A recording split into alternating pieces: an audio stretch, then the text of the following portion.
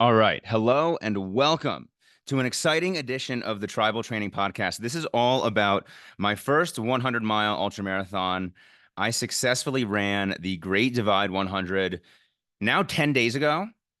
And this podcast is all about how the race went down, but I also want to chat about why I selected this race because I only chose to do this after DNFing at Zion 100 in the middle of April. And I'm locked in here. I got my coffee. I got 3 drink supremacy going on. That's how you know that we're legit with this one. I got my half gallon full of chocolate element. Shout out Trevor. I got my coffee here, and I'm even rocking some ketones, which means that we are caffeinated, we are energized, and ready to roll here. So let's get into the race selection here. So it was the last night of the Zion trip. I had just finished dinner with Louis, his girlfriend Lynn, and Trevor. We were the last ones in the house. Everybody else had left midday on this was Monday after the race weekend. And I was just super eager to apply all the lessons that I had learned and give myself another crack at 100 miles. And I did not want to wait until Antelope Canyon, which is the next team 100 miler with some other race option distances for athletes. That's next March 2025. And number one is that I was just eager to apply what I learned. Like that to me is the most fun part of endurance and why I find this stuff so addicting and so rewarding is that you throw yourself into the fire of the arena and you just learn so much and then you can improve, you can get better, you can change your approach, you can strategize. And I freaking love that. So first and foremost, I was like, dude, I got so much that I learned. I got to go let this out. But there were also 2 other things that were going on in my mind that were guiding me to explore another race option. And number one was that I felt some level of obligation to go figure out running 100 miles before just doing the team event again next year. And for me, like I was totally fine to do Zion 100, having never done 100, right? We had 10 athletes preparing for that. Louis was the only one who had done 100, and I had coached him to it. So, right, I felt like I had that credibility and that experience.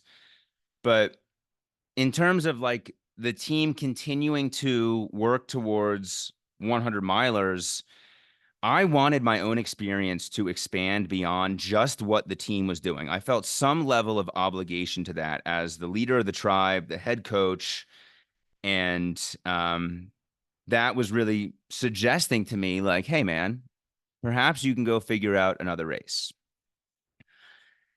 The other, I guess, second layer of mindset towards finding another race was that I had this voice in my head telling me, go find a race and go run one that's just for you. And throughout my time building Tribal, right, from just like a single person coaching service online to now a team with 58 athletes, that's what we've got right now. You know, I've had mentors suggest to me and tell me that I am going to need to change up, differentiate, just become aware of the fact that when I'm at races coaching, I'm not going to be able to be my best athlete. And I've heard that and I've been like, yeah, okay. But so far, all the team races have essentially been Ironmans. And at Ironman Florida the past 2 years, like I am doing team stuff, I am organizing the meetups. But to me, that's not that much of an energy lift. I've now come to learn after the Chattanooga 70.3 experience that that does limit my ability to put on the full team experience as a coach. But I have been viewing that from the lens of, is that limiting my performance as an athlete? And I'm sure, marginally it may be, but for the most part, I mean, I've done my best 2 Ironmans the past 2 years. So I've been quite satisfied with how I've been able to pull that off while having it be a team experience. Same thing with Oregon 70.3. That was really just me and Brandon last year. So I didn't really feel like there was a lot of emotional or energetic lift related to the coaching aspect of that. And then the Mo 50K, certainly that was what kicked off the whole Zion experience. But my intention on that was totally different. I was like, I really just want to coach and finish this thing. Like, I'm not thinking about being an athlete other than the fact that I want to take care of myself and recover quickly because I got my own races coming up. But after Zion, and then also really after Chattanooga 70.3, when I was down there coaching, I really am starting to understand, like, listen, if I want to put on the coaching experience that I like to put on, I can't be in the arena competing. And Zion really taught me that if I want to be putting out my best performance as an athlete, I have to just accept that when I'm coaching at the same time, there's just a distribution of energy that's going to limit some aspect of both of that. And so I really had this idea of just like, dude, go do one for yourself. Like, do yourself right and go create an experience where you can focus only on you. And I've kind of laughed in hindsight because I remember chatting with Goldstein in the kitchen of the Zion house, and it was the day before the race. And Goldstein was like, how great is it that tomorrow the only thing that we have to think about is to continue running? And I was like, oh, yeah, that sounds awesome, right? Like, no family obligations, no kid obligations, no work calls popping up, bills don't matter. All that matters is running. I was like, that sounds amazing. And I think that both of us probably underestimated what we would be putting our attention on that next day, right? Because it was not at all on only running. There is one other thing that really became my theme for Great Divide 100. And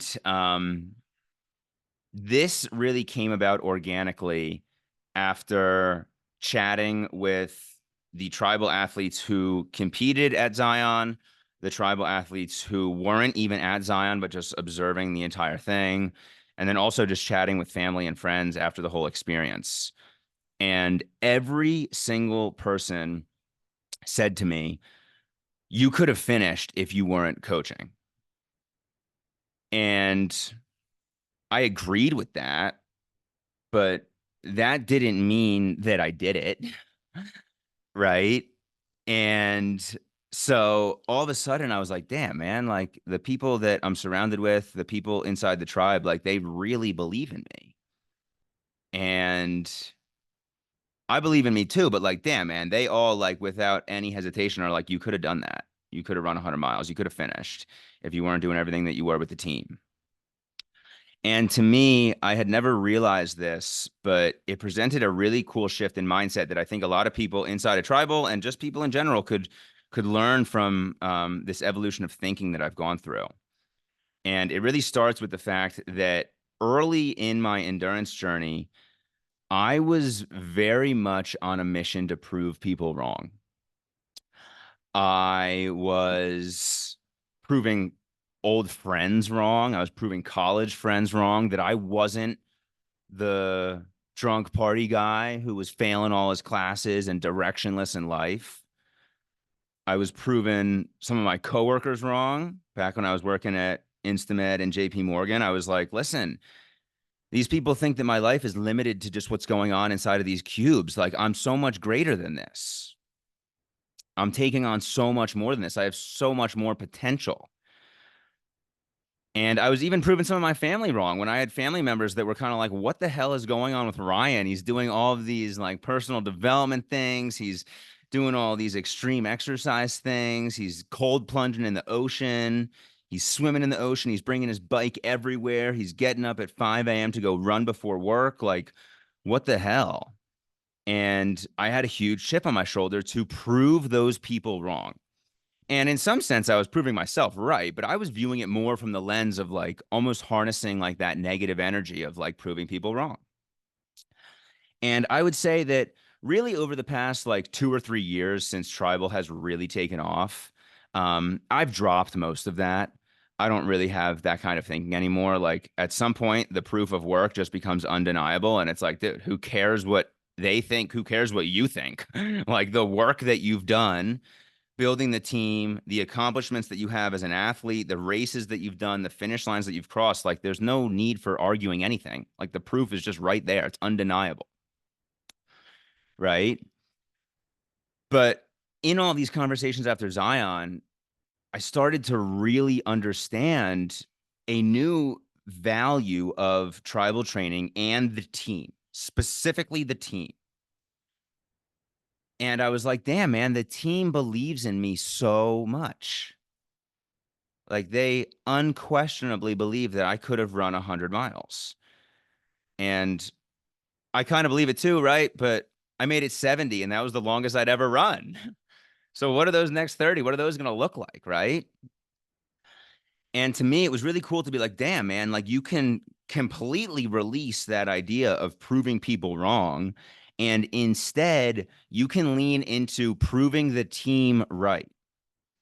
And anybody that's listening to this, if you are inside of Tribal, like, dude, think about how the team speaks about your goals. Think about how the team hypes you up when you drop in your race registration.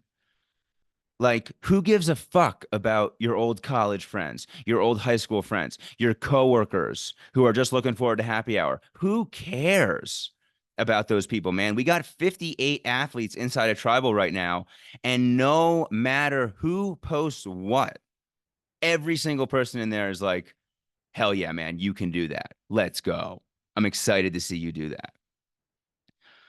And to me, the real value of making that shift is that that negative chip on your shoulder, prove people wrong energy, it can be a powerful energy, but it's a negative energy that eventually taps out. And the more positive energy of proving the team right and leaning into belief and optimism and encouragement, that shit can be sustained forever. And it felt really cool for me to realize that and really have that as an anchor for my race. And this is probably a good time. I want to share on one of my note cards. I had a few note cards that I carried with me during the race, and I just want to read off what they had said.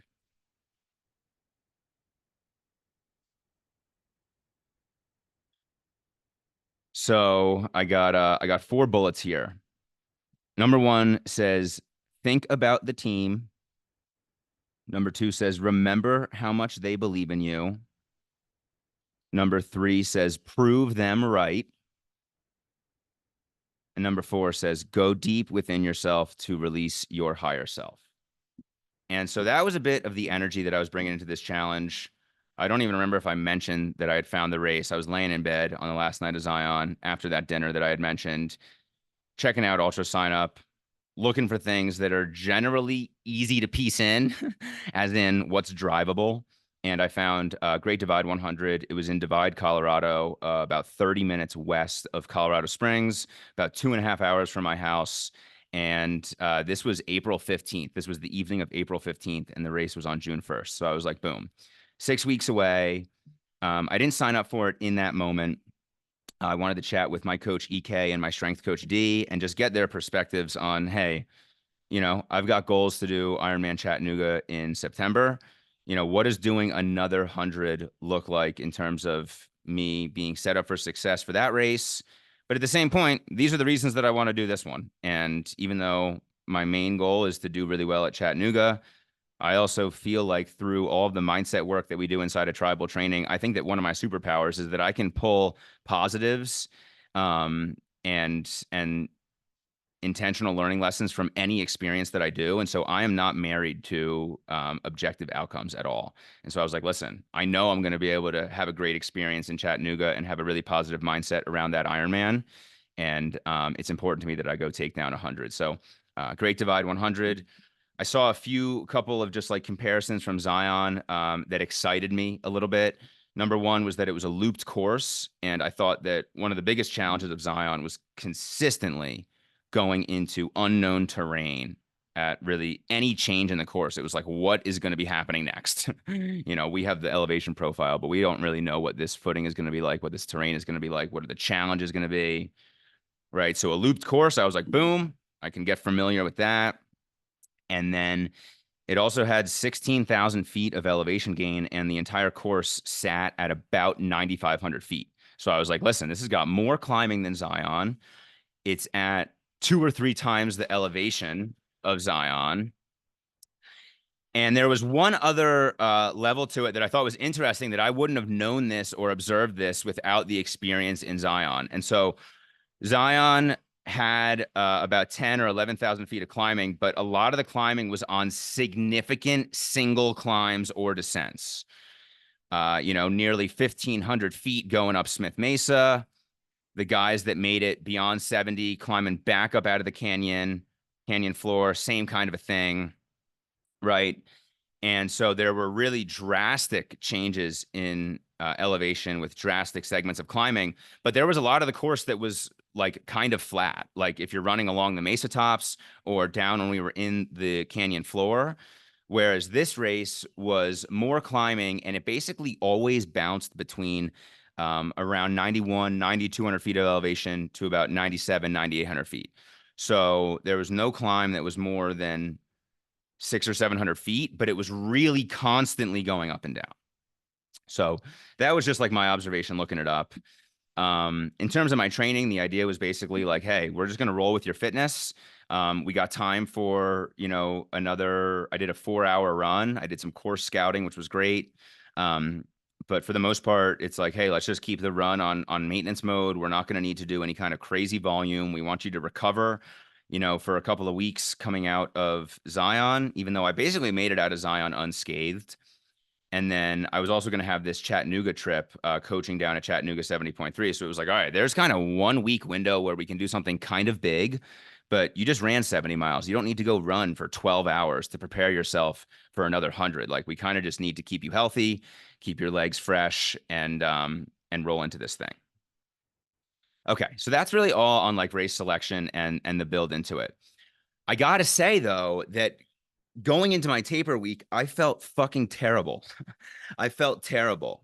I was so dialed on my recovery and my nutrition heading into Zion, and heading into this, it was just completely different.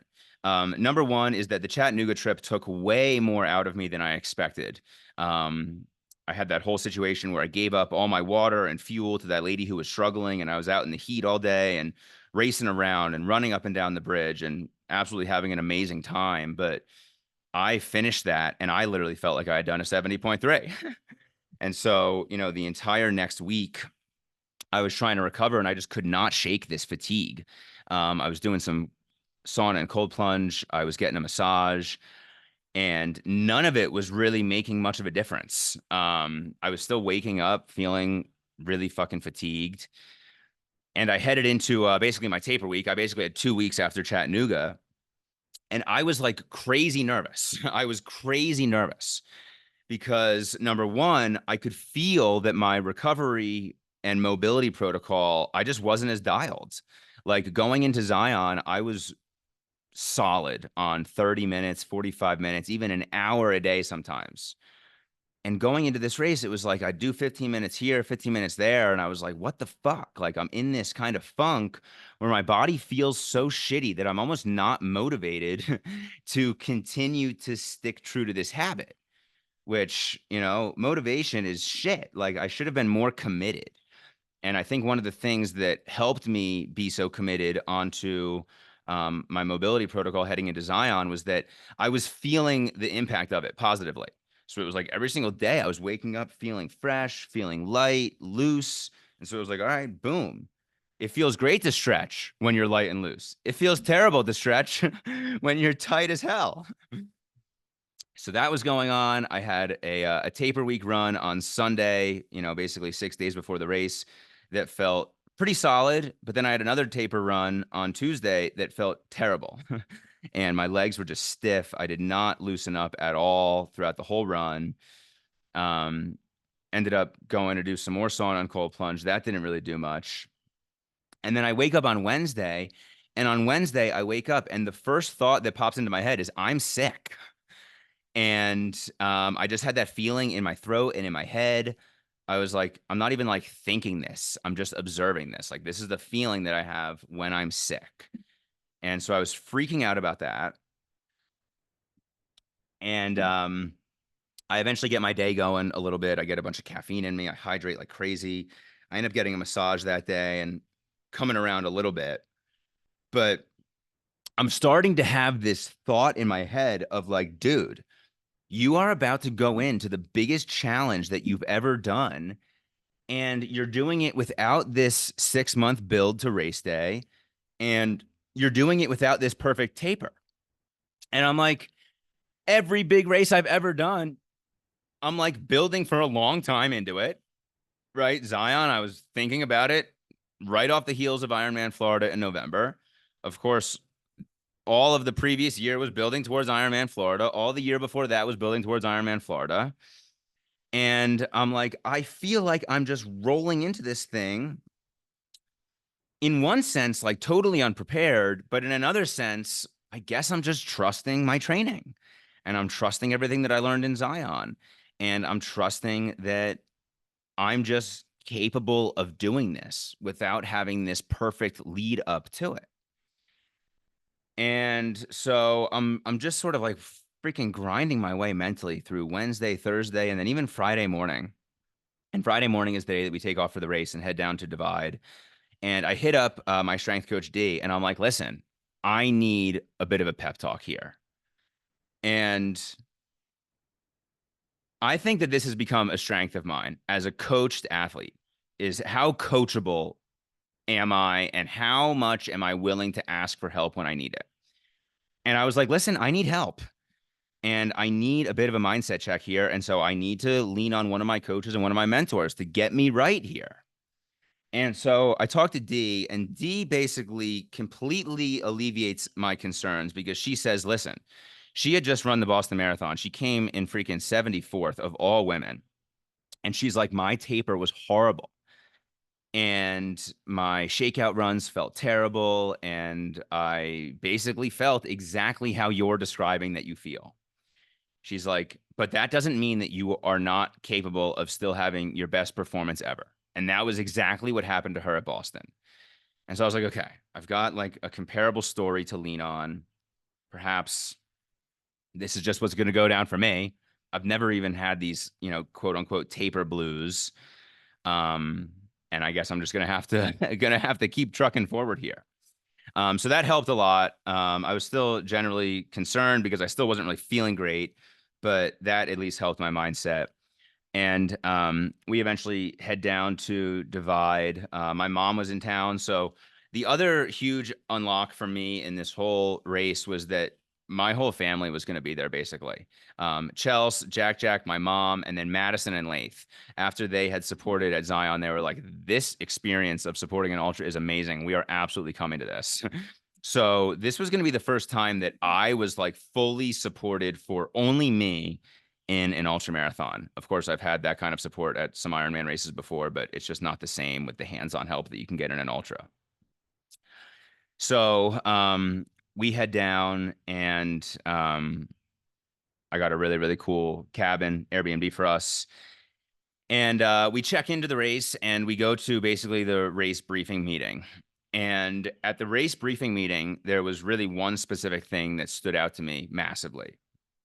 And it was basically this race director saying, listen, this is generally a small time ultra marathon, right? Like there are only, I think, 32 people signed up for the 100. It did have a 100 miler, a 100K. It had a 50K and a 25K all on Saturday. Then it had a 50K and a 25K night run that started late on Saturday night. And then it had another 50K and 25K that were just Sunday runs. So it had a ton of events, but in terms of like, is it the most well-known race with all this like pizzazz around it? Not really. And so the race director was like, we're pretty loose on rules around this kind of stuff. And we just want you guys to have a good time. And specifically what he meant around that was pacers. And typically in an ultramarathon, an athlete can have one pacer at a time. But he was basically like, listen, you can have multiple pacers if you've got them. We've had kids out on the course too. And so instantly, I'm like, boom, massive unlock. I am not going to have to worry about this rotation of when do I want Chelsea to come in? When do I want Madison to come in? When do I want my mom to come in? When do I want Leif to come in? Like I was kind of in my head wondering, like, how is this all going to go down? And right away, I'm like, boom, we can have multiple people. It doesn't really matter. And also, I can have Jack Jack on the course. Like, let's fucking go. This is about to be an amazing experience. And so that was at 6 to 6:30. Really, that race prep meeting lasted like literally 12 minutes. It was supposed to be 6 to 6:30. It was like 6 to 6:12. And I also thought it was cool. I got my race bib, and I happened to be number 32, which was the same number of my first ever endurance event, which was Water Gap 50K back in northern PA slash Delaware slash New Jersey, some kind of crux of those states intersecting. So I thought that was kind of cool. Good little ode to just me going out and doing something that's putting me outside of my comfort zone and challenging me in ways that I haven't been challenged before. Only little like hiccup pre-race was that I realized I forgot my caffeine pills. So I was going to have to figure out getting caffeine at aid stations if they had it, or I was going to have to let Chelsea know that they didn't have it and have her go find something for me in town, while I'm out racing and she's got some downtime. Okay. So the other couple of things that go down on race eve. So after I check in and get my bib, I hadn't told really anybody on the team that I was doing this race. And that was just more about, some of the mindset things I was talking about. I wanted this to just be for me. I didn't want to have it be this, big dramatic build towards a 100-miler. I more just wanted to keep rolling with everything that I was doing, and then let the team know and build a little bit of energy and momentum around it. That's what I would say. Dropping kind of the bomb, surprise, coach is running 100 miles. So I got my bib. Chelsea and I took a cool picture. I dropped it into the team. Got a ton of love, which was just amazing. It is so amazing to see and feel myself, and then see it for other athletes. Like the amount of love inside of the tribal chat is remarkable.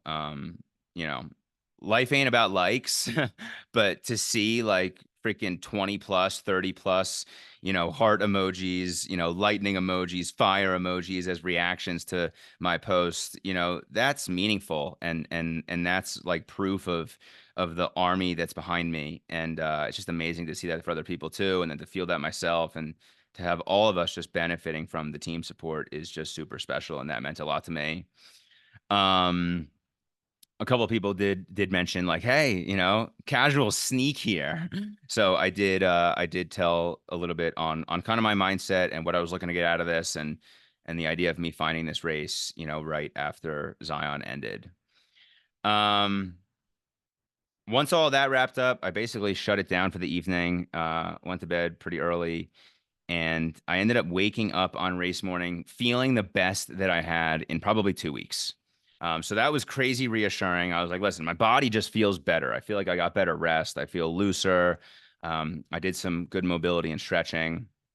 And for the most part, certainly woke up a million times better than I had felt on Wednesday, but definitely even still better than I woke up on Thursday and Friday. Okay. So let's get into, I want to get into the course details here. So I mentioned that this course was a loop, but really what it was that the course was basically shaped like a figure eight. Like it was like basically like a 2-ball snowman in a way, where the bottom loop or the bottom, circle is a little bit larger, and then the top circle is a little bit smaller. And you started basically at the bottom of all of that. So the bottom of, we'll call it the figure eight. The bottom of this figure eight was where the start and finish was, and that's where the one aid station was. And then the second aid station was at the middle of the 2 loops, right? So kind of like where they would cross. And the way that the course was set up was that we started at the bottom and we headed left. So that's technically in the clockwise direction. And so you basically did a 6.1 mile loop that got you up to this middle aid station. And then you headed left again and did a loop that would bring you back to that same aid station. That loop was 4.3 miles. And then you would fill out the bottom right section of kind of this two ball snowman. And that section was 4.4. So it was kind of shaped like a figure eight, but you didn't cross in the middle. You either did like a backwards three and then a normal looking three. Or if you were then going the other direction, you did kind of a three that you would make from the bottom and then a three that you would do backwards from the top. So hopefully that makes sense to you. But the idea was that every single section was either going to be 6.1 miles, 4.3 miles, or 4.4 miles. And I was always going to be going back and forth between these two aid stations, basically. And the loops would start clockwise and then they would go counterclockwise. And the terrain of this course. So I mentioned that it's basically at 9,500 feet, and there is 16,000 feet of climbing, which I 100% underestimated. On top of the fact that there was 16,000 feet of climbing, there were these insanely steep climbs. And I had checked out all trails, and these climbs easily got over 20% grade, sometimes upwards of 25% grade. So, like, literally going straight up at times. And one of the cool parts of this course, and of Divide, Colorado in general, is that there's actually 5 different ecosystems in the town of Divide. And it basically is this massive water distribution area where water runoff heads to all these different counties that are down in different parts of the mountains. And so that's really why it's called Divide. There's a huge divide of water. And maybe just related to all of that, there's 5 different ecosystems. So when the race started, we started going down kind of these like wooded ridges that had these switchbacks that would wind through forests of pine trees. And the footing on that section of trail was single track, soft, dark dirt with a good bit of fallen pine. So very soft footing in that section of trail. Then really overall, the whole course was through these like mountain meadows. So we're right on the other side of Pikes Peak, which is basically the massive 14er that's right at the base of Colorado Springs. We're right on the other side of it. And so there's these rolling mountain meadows that the course is just going through completely. And part of going through that is some of these kind of ridges that you'd go over that would be like these continual rows of ridges that would have switchbacks going through them. And then it would open up into more of the steeper mountain meadow area where the trail would shift to this wider dirt trail that was lighter dirt, and it was almost the size of a trail that like an ATV could really rip through. Not quite wide enough that like a car would really be on it. It looked like it would be, a very wide mountain bike trail, but it could fit like a four-wheeler of some sort. And this lighter dirt, this was really the start of where it would get crazy steep. So some of these, dirt trails would be like these short, punchy climbs that would be 20, 25% grade. They would be kind of like turning and banking. Sometimes they would be like very quickly up and down. And sometimes they would stretch to be like there's a half a mile climb, or there's a climb that's almost even a full mile long that has sections where it's this, 20+% grade. Then once it skirted out into kind of the more open meadows even more, it would head into this different environment where there would be like these groves of aspen trees. And that is where the terrain would be a lot more gradual. Like it may be a gradual, 1 or 2% grade, either decline or ascent, but like that would be over a mile. Like it would basically be a section that you could fairly easily run if it was downhill, and if it was uphill, you wouldn't really want to be running it uphill, but you'd be able to walk it pretty easily.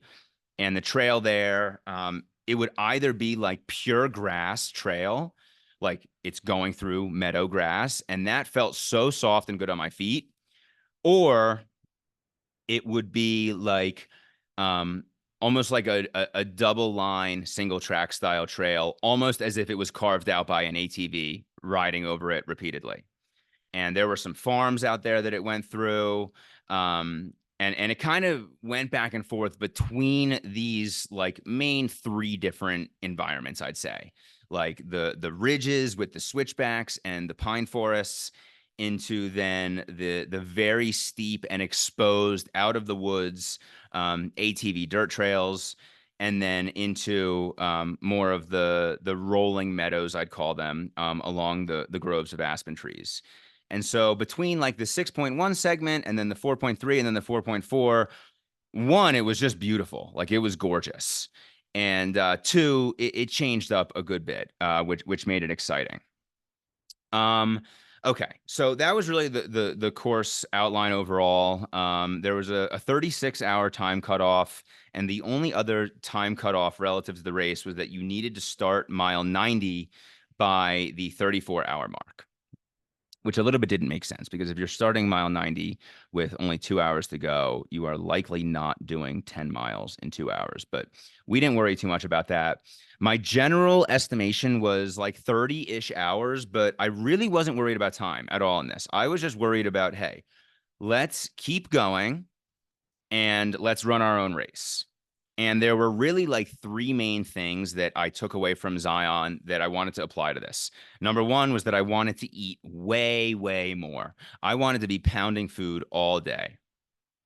Number two is that I wanted to take a lot more rest at aid stations. I didn't feel like I rested at any aid station in Zion. And so to me, taking my time and not feeling rushed was crucial. And number three was just staying on my run segments when I started to fatigue. That was one of the mistakes that I had realized from Zion. If you're getting tired, if it's late at night, all that jazz, like you can't just be walking for hours, right? You got to kick into some run segments and use that not only to actually make your way through the course, but to just shift up your energy. Okay. In terms of my fuel plan, I was planning on doing I had Chelsea make me 10 sourdough, almond butter, and jelly sandwiches, little half sandwiches. I had a ton of Cliff Bars, and then I had a bunch of Infinite and Tailwind for like my caloric sports mix. And then outside of that, I was very prepared to rely on the aid stations a ton. That was really a huge shift. I didn't rely on the aid stations enough in Zion. I was going to be doing that a lot. And one of the things I realized was that I don't remember if I mentioned this, but I forgot my caffeine. So I forgot my caffeine. So I was like, all right, I'm gonna have to figure out if they've got like some gels with caffeine at the aid stations, or I'm gonna have Chelsea have to go get something. Okay, so now let me pause here and just at least let you know how I'm gonna break the rest of this down. So it's these 15-mile loops. So I've got 6 loops, followed by a final shorter loop that's 10 miles that gets me to 100 miles. So as I break all this down, I'm going to give you a bit of an insight into like what were the keys of this lap, this loop, what went down, where was your mindset? What were you thinking? What were the critical events that happened? But well, maybe I'll share this other part later. Okay. So lap number one, I mean, the race starts at 6 a.m. It did not start in the dark. It started, daybreak had already happened. Sun was coming up. So relatively, simple race start setting. The 100 milers and the 100 Ks started off at the same time. And so there were a lot of people. And it was cool to just like be in the thick of the pack for a while because the course started on this single track trail. So like for the first couple of miles, there's a lot of people around. And in this section, I'm really thinking about like, okay, how firm does my mindset need to be as I'm heading into this day? Like I'm in the very beginning, first minutes of this race. Like, do I need to be so freaking hardcore and intentional on my mindset? Or like, can I feel this out? Or is allowing myself to feel it out potentially like already opening the door for like negative mindset to slip in? Like, where am I at with all this? I'm also wondering, like, physically, like, I want to find like a rhythm and kind of get myself into a groove. And I felt good that I woke up feeling good, right? But I was still like, hey, this whole past week just happened where I really was not feeling good. So I'm not expecting to just all of a sudden be running for 15 minutes and be like, all right, good to go. Let's go out for another 100. Right. I was like, let me see what's going on here. So, um, I would say that it probably took me about 90 minutes to really settle in and just get a feel for the effort, get a feel for some climbs and descents, get a feel for taking some fuel down, get a feel for some run segments, just be out there for a little while and get the body working a little bit. I will also say that at this point in the course, I was starting to pay attention to other runners. And I'm like, what are there other runners that just look legit here, that look like they know what they're doing, but that aren't up trying to win this thing, right? Because pretty much right away, I started fading towards the back. I wasn't trying to be up at the front, with people who are really hauling ass in this thing. I was like, I don't care how long this takes me. I'm okay to be out here for 36 hours. I'm okay to run my own race. But with me staying towards the back here, I want to observe who else is in the back here that looks like they have some experience that I can lean on. And there was one specific chick that stuck out. And a little while later, another chick had stuck out. Other main focus in this first lap was just to hammer food. And in this first lap in total, there was 15 about 15 miles. I had taken in upwards of 1,500 calories. I got to that first aid station and found that they had Muir gels and they had caffeine gels. So I was like, perfect. That's a good unlock for me. They have these cacao almond butter gels that have 90 milligrams of caffeine. I had one of those, also stocked up on a handful so that I could have them in reserves. And I would say that once I got sort of my mindset checked in and just got a feel for the whole thing, 90 minutes in or so, that first lap went relatively smooth. I came in at about 9:15 in the morning, which was significantly better pacing than I had expected. I was pacing at this point for around a 27-ish hour finish. That's about what I was looking at. I wasn't really worried about that. I was just more like, okay, observing. How long did this just take me? Do I have time in the bank? What am I looking at right now? And the other, I would say, like really solid unlock from this first aid station in this first section is that when I came in, I told Chelsea every single thing that I had, and Chelsea wrote it all down. And Chelsea, I just got to shout Chelsea out because she was just an absolutely unbelievably good crew chief. She had all the timing segments mapped out. She had all the pace projections mapped out. She had everybody's role, my mom, Madison, Lath, all that mapped out. Oh, by the way, she's got everything sorted for Jack Jack. We got a 1-year-old at this freaking event. And Chelsea is just not only having that plan set prior to the race starting, but she is very hands-on on adjusting it and flowing with it in real time. And so it was really valuable for me to use her and the tracking of my fuel as accountability and just to have somebody else, keeping me honest. Okay. So I probably take probably about 15 minutes at that first aid station, nothing crazy, but at the same point, not 5 minutes. Like I'm not like just going in and out real quick. So I probably take 15 minutes. I'm feeling pretty good. When I had come in, down this little descent that led into the parking lot where it was, Jack, reached out right for me. So I'm holding Jack. That was really fun and really special. And basically, everything at that point is kind of like all systems are firing. We're good to go here. For lap number 2. So I start out first couple miles are slightly descending. So now this is the first lap that I'm doing in the counterclockwise direction. And so the final couple of miles on that clockwise loop, miles, maybe 13 to 15-ish, were some good climbing over those switchback ridges through kind of the pine forest that I mentioned. So I had made my way over those to get into the aid station. And then all of a sudden, this was my first opportunity to really see the value of the alternate loop course and the clockwise to counterclockwise, because now I know, oh, well, I just had to hike up all of this. So now that I'm going in the other direction, like I got to capitalize on this and run this And I'm also not just like running indefinitely. Like I already have an idea of when this is going to end and when I'll kick into my next walk segment or my next hike segment. So that was really cool to already feel out. But once I kind of got through that, I got through those descents and there were some kind of meadows on that side. And then there were, this is only a 4.4 mile segment. So then I'm heading up and getting back towards the middle aid stop. And I would say that I had to grind a little bit from miles 18 to about 20. And why did I have to grind? Well, I'm like 5 hours in at this point, right? So like, I'm definitely into kind of I'm into the effort, right? This isn't just kind of the first couple hours of feeling this out. And I'm just feeling a little bit fatigued from the overall push so far. My mind is a little bit low. Physically, I'm getting a little bit tired, and really, it's my first taste of these gnarly fucking climbs.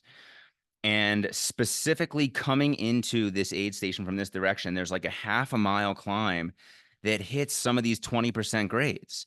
And so I'm just like, fuck, man. Like I am going up this steep climb here.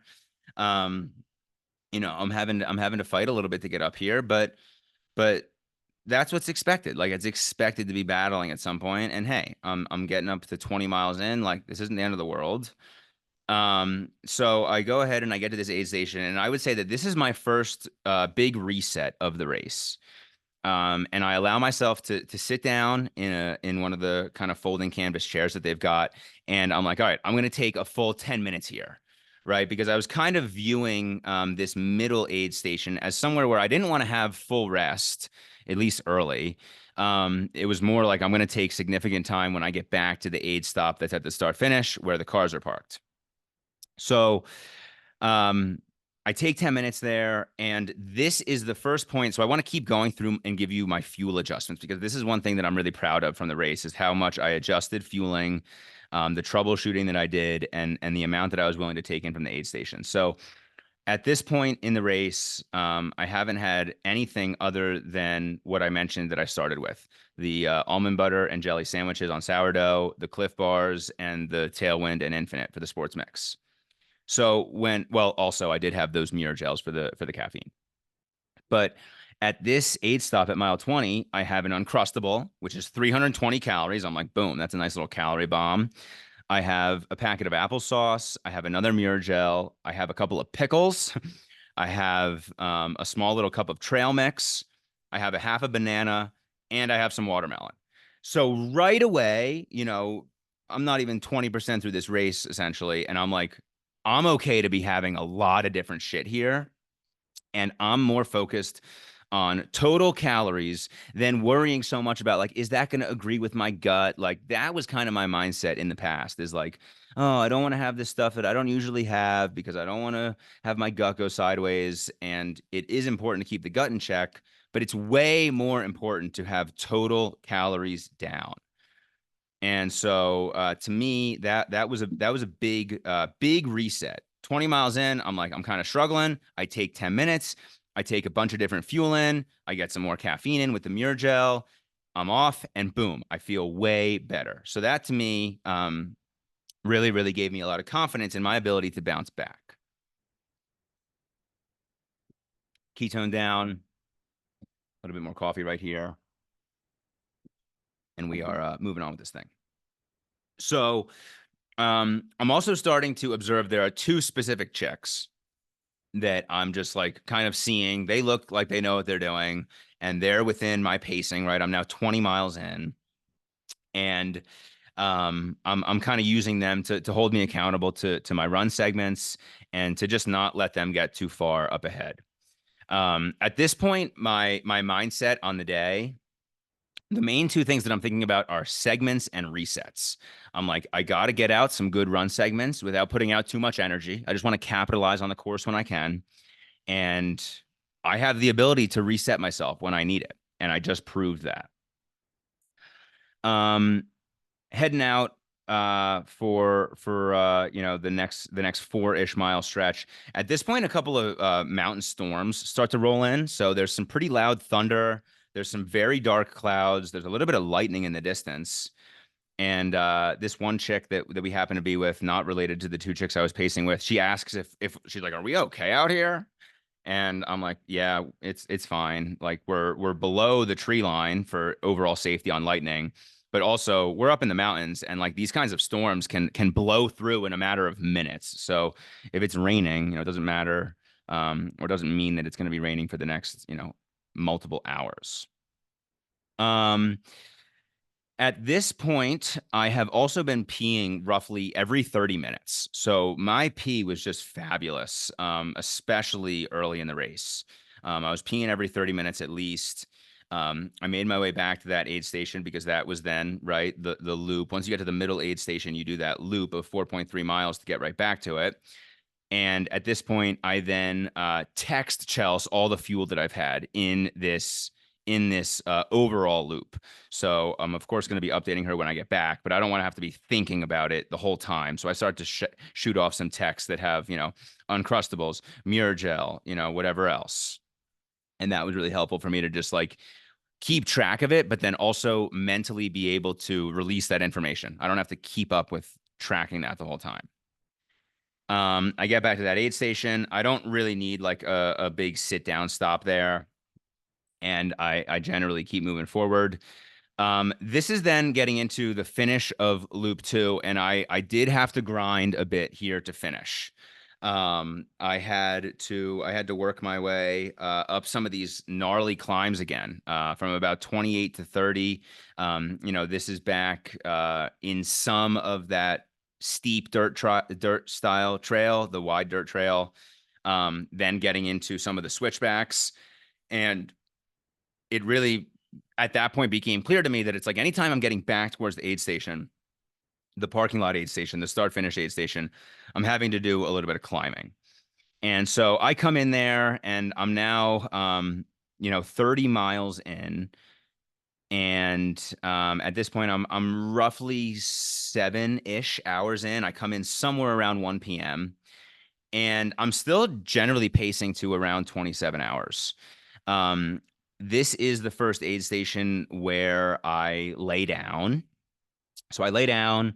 I can feel myself get a little chilly when I stop. I have Chelsea lay some towels on me, and I am struggling, but my family doesn't really see that I'm struggling. They don't really know. I got my sunglasses on.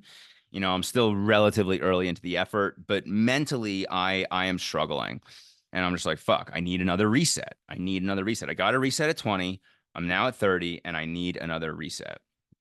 And so I probably take maybe I would say 20 or 30 minutes at this aid station. And to me, at this point, what's going on in my head is I'm like, I just want to get into this rhythm of repeatedly finding these resets where I can feel better after I feel low. Right. I had the one at 20, but I'm expecting that I'm gonna need a lot of these throughout the day. And so I'm like, all right, this is number two. Like, let's sit down here. Let's have some more caffeine. Let's eat a lot more at this aid station. Um, when I got back to the aid stations, I was having, at least at the car here, I was having a bunch of coconut water.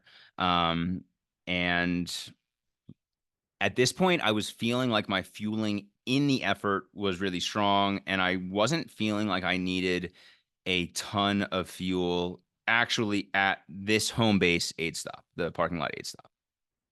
So um I sort of, regather myself and head back out. And I don't know if I've mentioned this yet. I don't think I have, but Pacers could start at mile 44. So they could start after lap 3. So I'm through 2 laps at this point. I've got 1 lap to go, and then Pacers kick in. So that was really mentally how I was thinking about this. I was like, all right, get 3 loops in, right? Get to 44, and that's where I'm going to pick up Chelsea, and she's going to be my first pacer. So I head back out, and now this is a clockwise loop that is the exact same direction as the start of the race. So now I'm really starting to understand, even to a greater degree, what parts do I need to run, right? Like I just came up in this direction, and these miles that just kicked my ass, 28 to 30, they're generally downhill, so I need to take advantage of these. And so I rattle off a handful of good miles, and I use those first couple of miles to really feel a good bit better. And at this point, I'm still keeping an eye on those two chicks who I had been pacing with, but because of the time that I was doing at the aid stations, I was a little bit losing track of them. I didn't know if we were leaving together. I wasn't thinking about that so much. So I ended up coming up on this other couple who was running this race together. And at this point, we're at like mile 33, 34, something like that. And I had had a couple of quick interactions with folks on the course, but I hadn't really done much conversation with other athletes. And so I'm like, I want to talk to these people. I need to get some energy up, right? Like my reset wasn't as like firm and confirmed as at mile 20. I'm like, I'm feeling a little bit better, but I want to talk to somebody to kind of really shift up my energy here. So I come up on these people, and I had been like just tailing them. Just tailing them. I sent a video into the group eventually. I said, I'm just tailing them predator style, right? I'm just keeping an eye on them. I see them up ahead of me, right? I'm not letting them get too far ahead. I'm catching them a little bit on some of these descents if I'm running for a little bit longer than them or whatever else, right? I just got them in eyesight, right? Predator style here.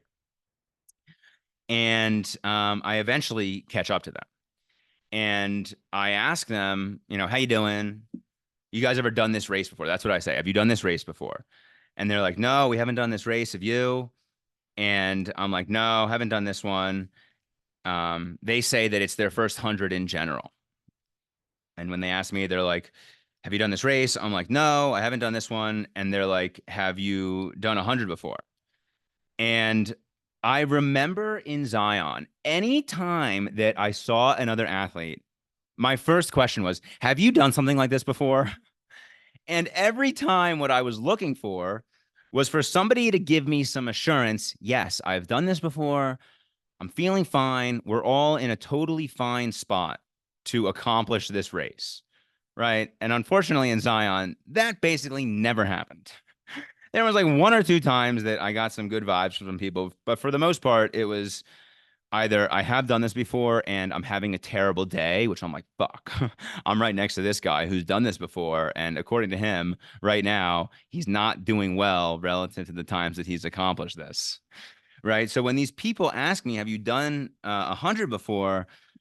I just decide to bring the vibes, and I decide to fib a little bit. And so I say to them, yeah, I've done a handful of these. We're in a totally fine spot. Like, you guys are totally good. We're doing totally fine right here. And to me, I wanted to deliver some good news to them, but I also just wanted that good energy to be out in the world for me to absorb too. That was like the other main thing. I was like, listen, I need somebody with some level of experience to instill some confidence in me. Oh, fuck. Nobody's out here to do it. Fine. I'll do it for myself. Let's go. And listen, a little bit of a fib. I hadn't done a handful of these, but I'd been out in that environment, right? We had the whole Zion experience, me leading 9 athletes, right? I did 30 hours of freaking podcasts, learning and pulling every lesson out of the experience. I had coached Louis to 2 of these successfully before. So, you know, maybe I hadn't done a handful of these, but I definitely had a handful of experience. And it felt really good to deliver that news to those folks. And it did shift up my energy because all of a sudden, you know, a little while later, probably no more than a mile later, I am feeling good enough that I want to send a video into the team. And I got to give my mom some credit because my mom loves when I send videos into the tribal chat. She like loves it. And she always wants me to do it. But I got to be in the right headspace to do it. And it doesn't just mean that I have to be feeling good. Like I have to not be in like the fight of the grind so much. Maybe that's what it is. And at mile 30, like my mom wanted me to send a video, and I'm like, I need a reset. Like I'm not in a position right now to do anything other than get my shit together and figure out how to feel better. And so after getting a bit of a reset at 30, after seeing those folks, getting some more run segments, I was like, all right, I'm feeling solid. Sent a video into the team, told them about that story, which was pretty funny. And I felt a lot better from sending a video. So that was another big learning lesson from this whole race, was that when I send videos, I don't want to like necessarily like inauthentically send a video when I'm not feeling in a mood to send one, whether it's a good mood or a bad mood. But I immediately noticed that when I'm like just talking into my phone, all of a sudden I start running without thinking about it. And all of a sudden my mind isn't thinking anything about the physical hurt or even any kind of mental hurt. Like I'm just giving an update. It's almost like I remove myself from the physical experience in that moment. And so I send a video into the team. I get to that middle aid station, right? I finished the 6.1 mile loop, right? I finished 30 and then I got somewhere around 36. And I want to keep giving the updates on like the adjustments to the fueling that I did. And at this aid station, this is the first time that I take in Coca-Cola. And I had never taken in Coca-Cola in a race before. I haven't had Coca-Cola in, I don't even know, at least 5 years, maybe. The last time I'd ever had it was probably when I was like 23, having like a freaking rum and coke in Nashville or some shit like that. And the last time that I just had a soda casually, like I don't even remember, like maybe 10 years ago, literally. And after my Zion experience, I'll tell you why I had the coke.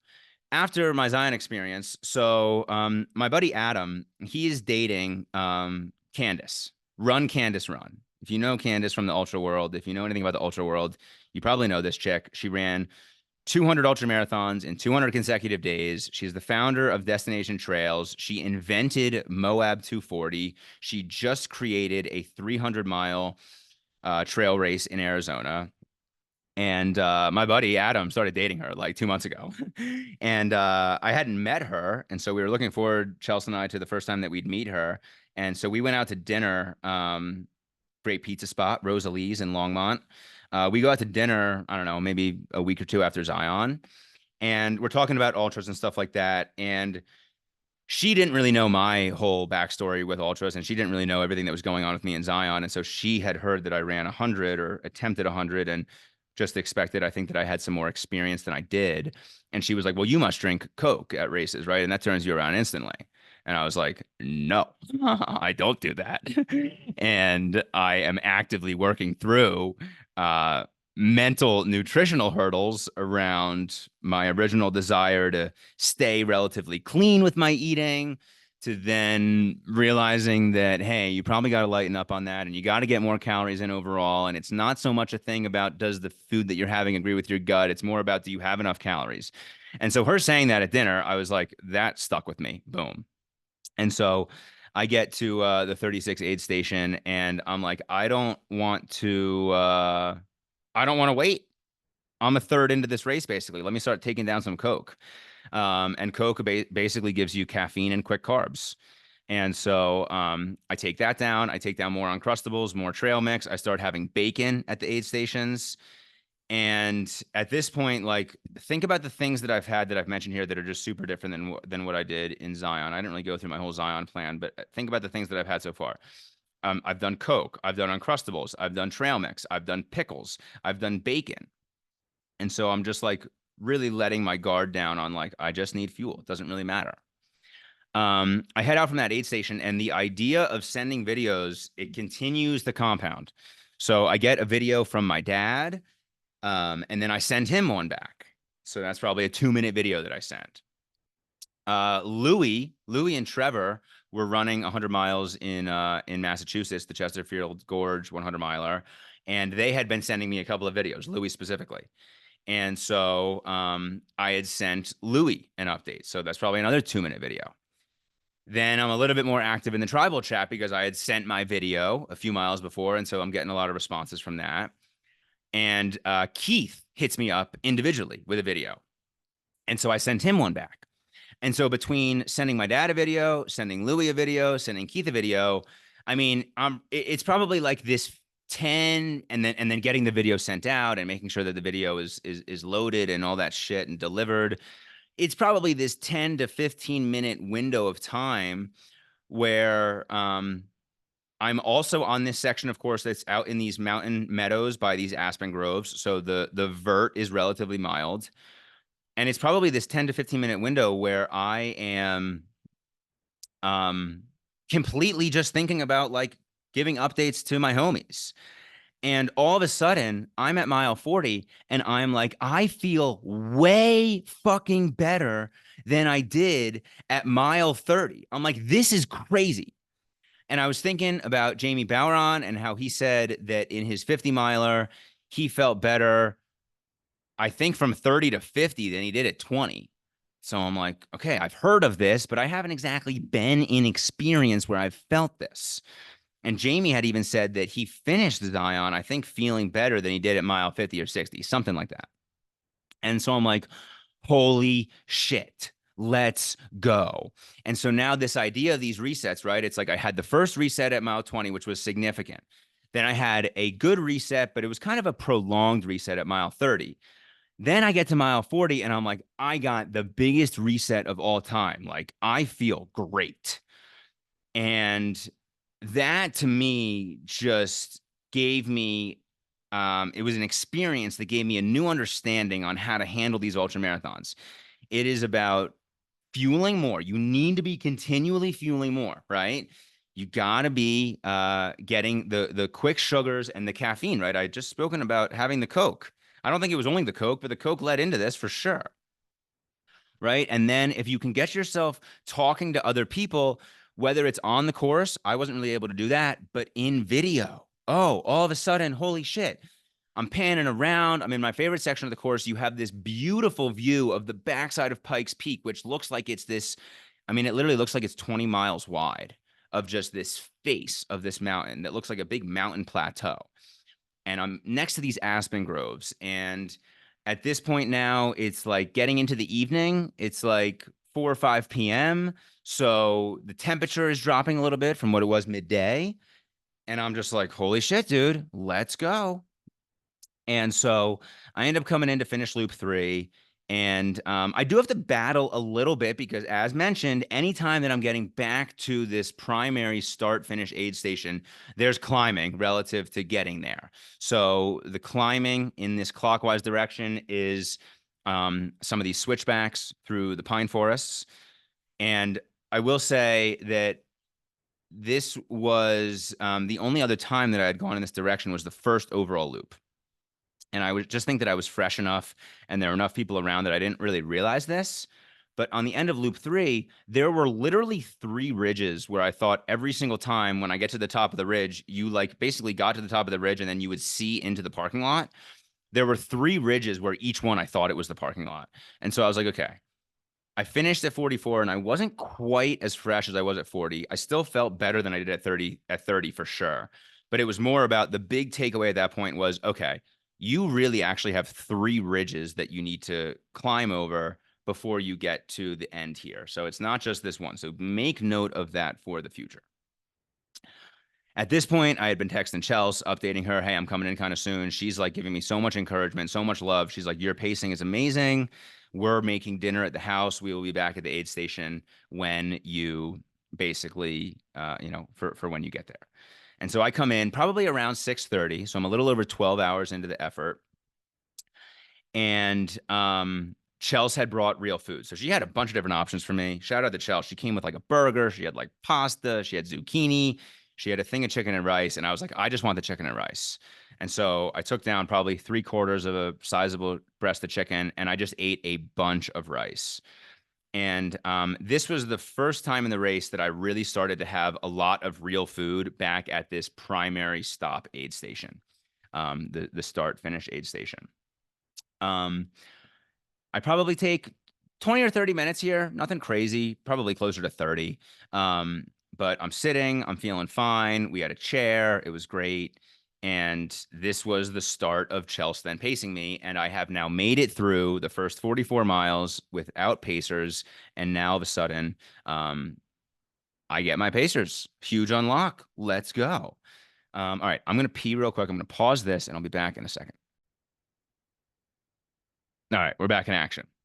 So lap 4 starts in and I'm running with Chelsea. And this is just awesome. I mean, this is the first time I've ever been in an ultra marathon and had Chelsea pace me, right? So just what a cool experience for my wife to be able to pace me. My mom is just being a superhero, handling Jack Jack, and Jack Jack is basically about to go down for the evening. It's pretty close to 7 p.m. At this point, my mom, Madison, and Laith had basically been at every aid station for me back at that start finish aid station.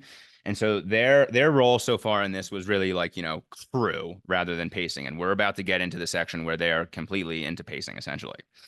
So running with Chelsea, one thing that I was really excited about is it's like I've been out here for 12 plus hours. Like I know the course inside and out now, and I'm really excited to show her my favorite parts of the course. I'm like, we're about to go. We had started a counterclockwise loop, the exact same direction that I came in. So I knew that I had some runnable segments. And then once we got out of the switchback, wooded pine forest area, we were heading out onto some mountain meadows. And that was really my favorite part, that big view of Pikes Peak. And so I'm like excited to show her that. The course in general is so beautiful and so well kept. It was in Mueller State Park, and just like really, really well kept and well manicured. And so she was like, "This is beautiful," and it was really exciting to just basically give her the deeper updates on the course, and then also for us to feel out our pacing strategy. Like she'd never paced me, and so right out the gates, I'm like, "Okay, I need you to slow down." She's like a little bunny rabbit running out here. I'm like, okay, I want you to be a little bit closer to me, and I'm not running as fast as you may be expecting, and I'm also maybe not running as much as you're expecting, but I'm running these downhill segments, and this is how I'm handling this. And I would say at this point, I was feeling really good, but I wasn't moving fast. So I was moving well, but not moving fast. That's probably how I'd say it. So once we a little bit recalibrate on like, hey, this is what I need as a pacer. This is the effort that I want you to match with me. I want you to stay close with me. I don't want you to be too far up ahead. That was really just like a good little calibration for us in the first mile or two. And then the other great thing, I think I had mentioned this previously, but I had been peeing all day, and I basically told her, hey, I need you to make sure that I'm peeing at least an hour. And I peed 3 times in the first hour. So I was just super, super well hydrated. I had just taken in a bunch of fuel at the aid station, and I was continuing to take down fuel with her. I basically had one tailwind on my flask, front chest pouch, and one was water. We have a 4.4 mile segment that gets me to the central aid station, and at this point, Chelsea really helps me up the amount of fuel that I'm taking in from the aid stations. So I get Coke again. And then we had a huge unlock on bacon quesadillas. So if you listen to the Zion podcast, my qualm with the quesadillas that were at the Zion aid stations is that they were just so thin and basically not calorie dense. And number one, the quesadillas that were at the Great Divide aid stations, they were a little bit thicker. But we also realized that they had the bacon there that I'd already been having. And so I could basically lay the bacon on top of the wedge of quesadilla, and I could fold the quesadilla and basically make it into like a little bit of a taco in a sense, where it's like a bacon taco and the shell is a quesadilla. And to me, that just like added a lot of substance to it. It gave me, some protein with the bacon. It gave me just more calories with the bacon and the bacon fat and all that. They did also have some guacamole wraps, and so Chelsea concocted some kind of bacon guacamole quesadilla, something that I took in. And to me, I'm like, this is great because every one of these that I'm having, and I'm having multiple of these, every one of these has got to be 200 calories or more, especially with the guacamole. So I had rested there for probably 10 minutes, taking in a good bit of fuel. And at this point, this was the first aid station where it really, really felt good to rest. And coming into this aid station, there was probably a half a mile climb. And so I'd been working to get there, and I had sat down in the canvas chair. And at this point, it's basically like dusk. And all of a sudden, out of nowhere, this storm blows in. And the tent and the canvas chair start like flapping in this huge gust of wind. It starts raining hard instantly. And right away, I'm like, fuck, we're about to head into the night. And I have my jacket here and I have my sun shirt here, but I'm nervous that I'm going to get cold. So we had told Madison and Lath, who were basically going to be meeting us after this next 4.3 mile loop, we were telling them, bring all the clothes, because there was a car access point to this aid station that we hadn't really been using just yet. And so we were like, bring all the clothes because I might need it. And if I need my sweatshirt or blankets or whatever. Interestingly enough, literally 3 minutes later, the storm had blown through and that weather thing was completely not an issue.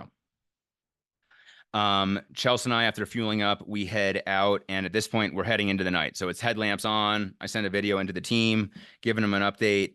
I think at this point we're around mile 40, 48,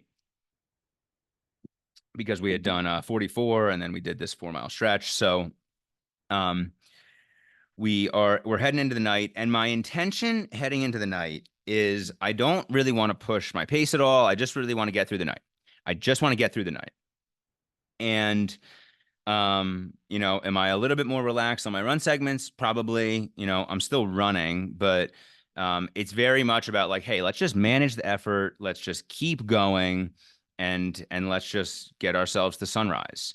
And at this point, it's probably close to 9 p.m. and sunrise is at 5:35.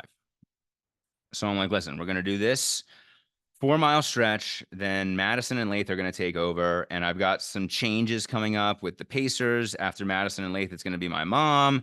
So I've got these different like kind of energy shifts. And if I can use all of that just to get me to sunrise, that'll be like really the next milestone for me. That's how I was visualizing that.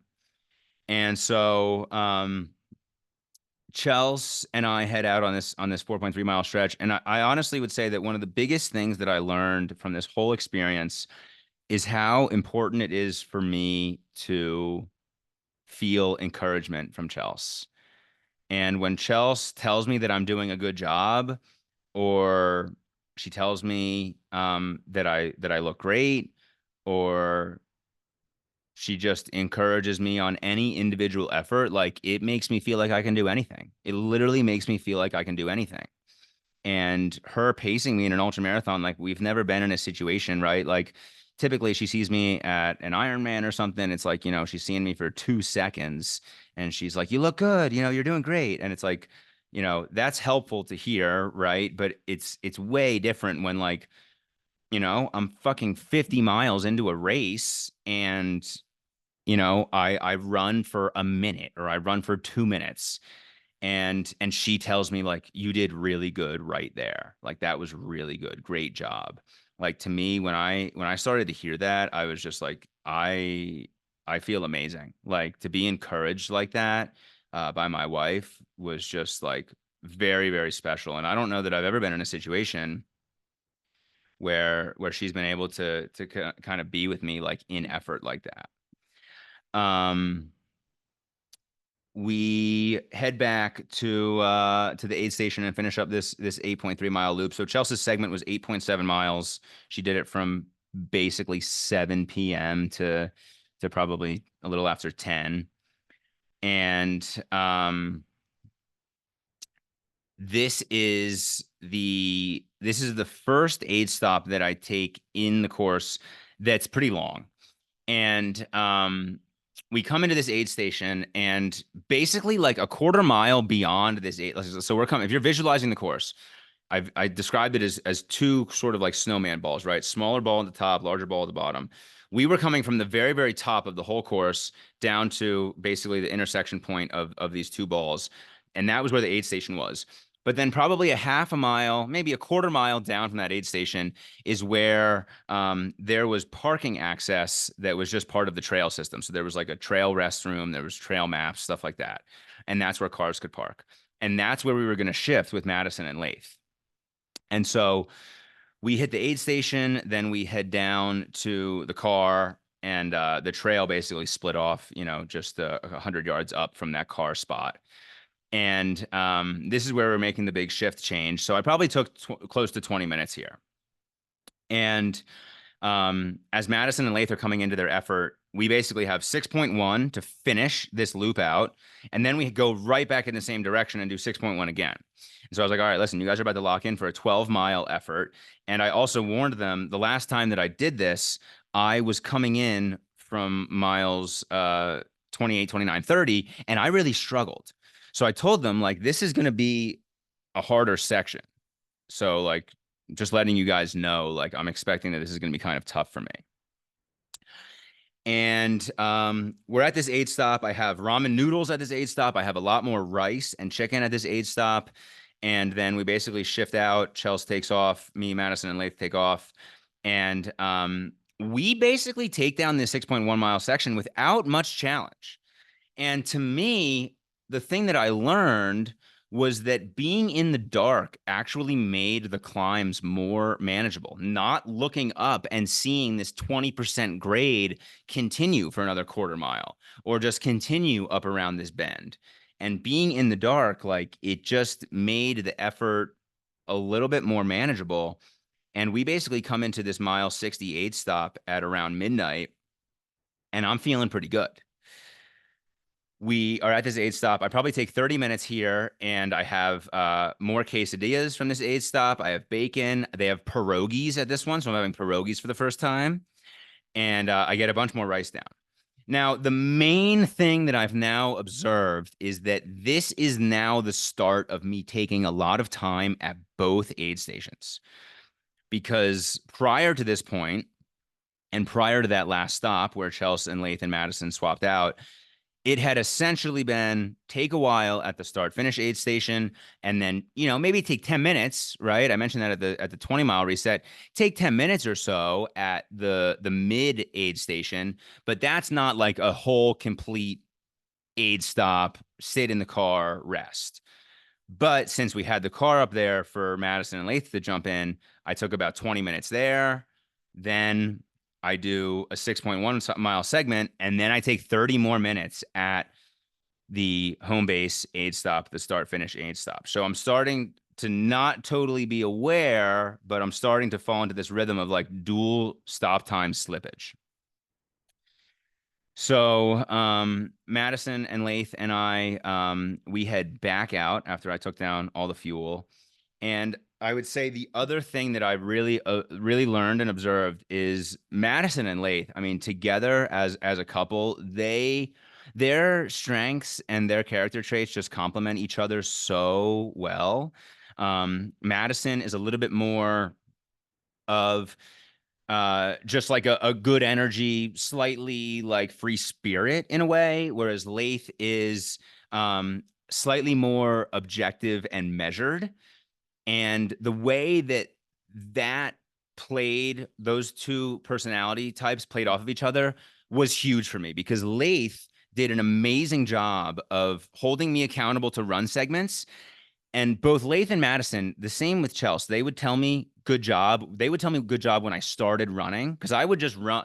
I wouldn't say like, let's go run the segment. Like, I would just pick up into a run and they would take off.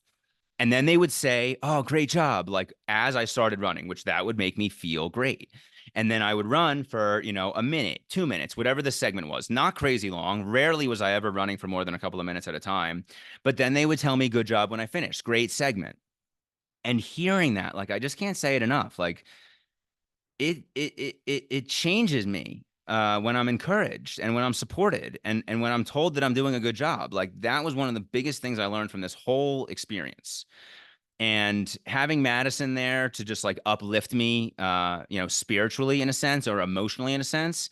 And then having Leith there to uplift me with also more of like the metrics, right, that I need to be held accountable to. Like, the way that the two of them played off of each other, it was a huge unlock. And it just made me very grateful again for the race director who was flexible on this stuff, because for one, without him being flexible on multiple paces at a time, I wouldn't have been able to have Madison and Leith at the same time. And also, I mean, just truthfully, Leith would have been bottom of the totem pole relative to who I'm selecting to pace me, right? It would have been Chelsea first, probably then Madison, probably then my mom, and probably then Leith. Like, I'm probably just choosing, my blood family first. But honestly, Leith, to me, like, I honestly don't know how he could have been a better pacer. Like, I think that if I ever need to do something big, like, I need Leith. I need Leith on my team and in the arena with me. And I mean, Madison and Chelsea and my mom too, for their own reasons, but like I didn't really know what to expect with Lath. Um, I knew he would be able to handle it physically, and I trusted, right, that he would be supportive. I knew he'd be supportive and encouraging, right, and he did an amazing job in Zion, but in Zion I was never on course with him. He was always just the support at the aid stops. And truthfully, there were only like 3 times that I saw him on the course. And so he was more helping like the entire team. But in terms of me specifically, I didn't really get those reps. And so all of a sudden, like to have Madison and Lath there, and to also like the way that I really viewed Lath holding me accountable is that I held myself accountable because Lath was there. That's really how I felt about it. It wasn't like Lath was like, you need to be running now, or you need to run, or this is your pace, or this is your time estimate. It was just like I knew that he was a bit more of the objective, measured side of the whole effort. And it really, really just helped me. And for him and Madison to tell me that I was doing a good job when I started running, when I finished running, giving me a fist bump when we finished the segment, like that honestly made every difference in the race. It made every bit of difference. With that being said, I come up on mile about 64, and it's now like 2 a.m. And I've now been out there for 20 hours. I've been out there for almost 20 hours. And it's the depths of the night, and I'm starting to feel myself fade in energy and a little bit sleepy. I never really had any hallucination type stuff, but I just felt myself being like, holy fuck, I'm in the middle of the night. I've been running in the night for now 6 hours. Like I feel like I have no energy. And I see this rock on the side of the trail. And this rock just looks so inviting to sit on. It's like probably 18 inches off the ground. It looks like it's almost shaped like a rectangle. And it's got a smooth top. It looks like it was carved to be a seat. And I'm almost visualizing it as like this like Middle Eastern like ottoman. I'm like this tiny little rectangular circular ottoman. I'm like, I can literally picture it being like purple with gold thread and fabric sewn in and red beads. And I'm like, what the fuck? I'm like, well, hold on a second. I'm like, I'm like seeing this rock, and it's not like I was like hallucinating to see it look like that. It was more like I just saw this rock, and to me, it looked as inviting to have a nice little seat on as some type of ottoman, some type of Middle Eastern ottoman that looked like that. And I basically feel like I'm at this break point where I'm like, listen, if I lean into this and if I look for relief, I know this is a negative spiral. I know this is a negative spiral where I'm looking then for more relief and my energy is going lower. And I know that if I lean into this, I'm just going to be in a really shitty spot. And like the flip of a switch, I just start running. And at first, I just start running a little bit. And Madison and Lath are like, oh, good job. Great job. And I'm like, all right, awesome. Then all of a sudden, I'm running for a little bit longer than maybe my usual segment. I'm like, okay. Then all of a sudden, I feel my pace pick up and I feel pretty good. And I'm like, okay. And so for the first time all day, I take my poles and I put both poles in my left hand.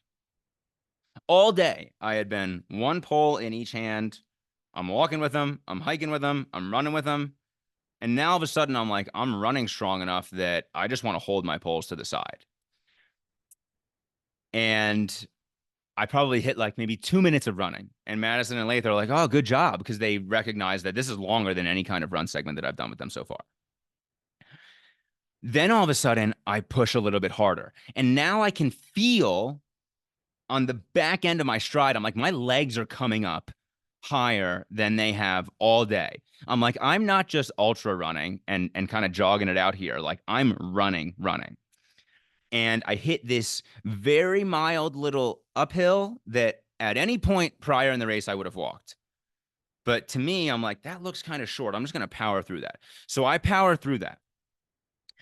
And now here is where I go full Josh Payne power surge. And at this point now, I am like running hard. It's about mile 65. It's 2 in the morning, and I feel amazing. And all of a sudden, we hit this big descent.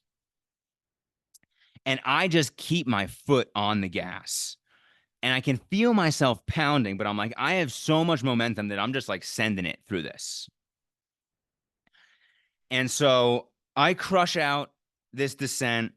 This is probably like a 6 to 7 minute total run segment. I looked at my training peaks. I got down to like an 8 minute mile. And I finish it out.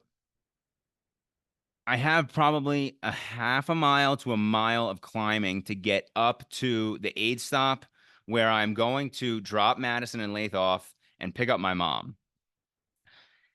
And as I finish the run in the 10 to 15 minutes or whatever of walking uphill, I'm like, I feel like my foot is a bit blown out.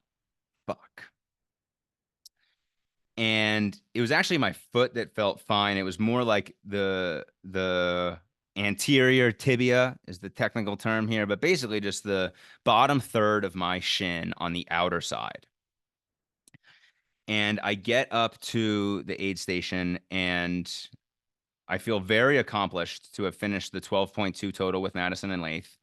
At this point, I'm now at about mile 66-ish, 67. And my mom is there with the car. She has Madison and Lath Subaru, and she has the back seats pushed down, and the trunk into the back seats is turned into a bed. And I'm like, this looks amazing. And so for the first time, I plop into the car bed, and I am realizing that I need a shoe change because of how tender the bottom part of my shin and my ankle and my overall foot feels. And so Madison tries to take my shoes off, but I'm like, holy fuck. I'm like, nobody can take my shoes off. Like, I have to do it because it's so tender that like you just pulling my shoe off is hurting this leg more than I can handle. So I get the shoes off, and at this point, I made a really, really important tactical switch because I had been wearing the Ultra Mont Blanc shoes, which have a little bit more cushion, but to me, they're slightly less roomy than the Ultra Lone Peaks. And so I'm like, okay, I'm going to sacrifice the cushion because I need the space. And so I get those shoes off, I get those socks off. Madison cleans up my feet a little bit. I get a new pair of the same socks on. Shout out to the Ingenie merino wool toe socks. They served me amazing. I did not change them through 70 miles in Zion. I had no blisters. Got through 66, 67 miles with one pair in this race, and then put on the same shoes, fresh pair, same socks, fresh pair for the final 33. And I had basically no blisters. So shout out to those socks. Those socks are legit. I rest up there, and this again, I'm falling into this rhythm where I just took 30 minutes at the mile 60 loop finish, start stop aid station, and now I'm taking like 20 or 30 minutes again, only 6 more miles into the trail. And we had another shift change right on the Pacers, which kind of led into it. But I also felt that I needed it relative to my foot. And once I got all sorted out there, I would say that this was the start of me falling into this rhythm where I just have to get up off my ass, dust myself off, shake out my legs, take a dump, and keep going. And so I get up out of the car bed and I'm like hobbling to the park bathrooms. They've got like the park ranger bathroom set up there. And I'm like hobbling the 40 or 50 yards to the bathroom. And I'm just like thinking in my head, I'm like, Madison, Lathan, my mom watching me from the backside here. Like, this must look awful. I go there, go to the bathroom, and then once I go to the bathroom, I'm like, okay, I got my little reset here. Shake my foot out a little bit more. Gonna walk back over to the car. Gonna throw on my jacket, throw on my pack, and we're off and moving. And that is basically exactly what I did. But I did also make one additional tactical error at this point because we basically got to this car aid stop. And to paint the picture a little bit visually on how this aid station setup was compared to the car parking lot, the trail basically came up to a T, and about 100 or 200 yards to the right is where the parking lot was with the cars, with the park bathrooms. But then about a quarter mile to the left of the T is where the aid station was. And so there was just like kind of this slight distance. And I didn't eat a lot at the car at that aid station. And the plan was to go then eat a good bit once I got up to the aid station.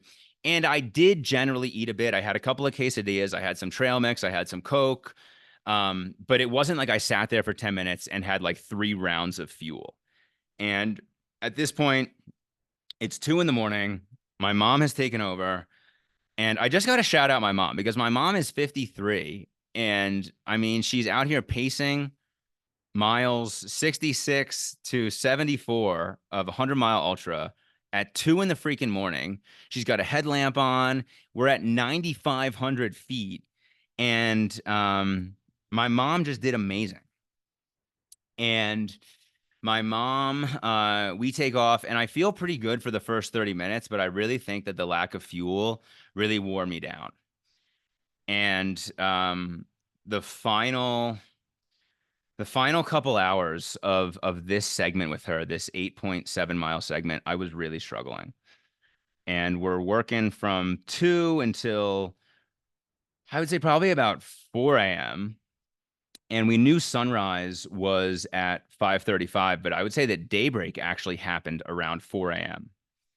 And so we got some light, like we're not quite in the pitch dark, but daybreak and sunrise, it doesn't quite give me like the huge jolt that I was expecting.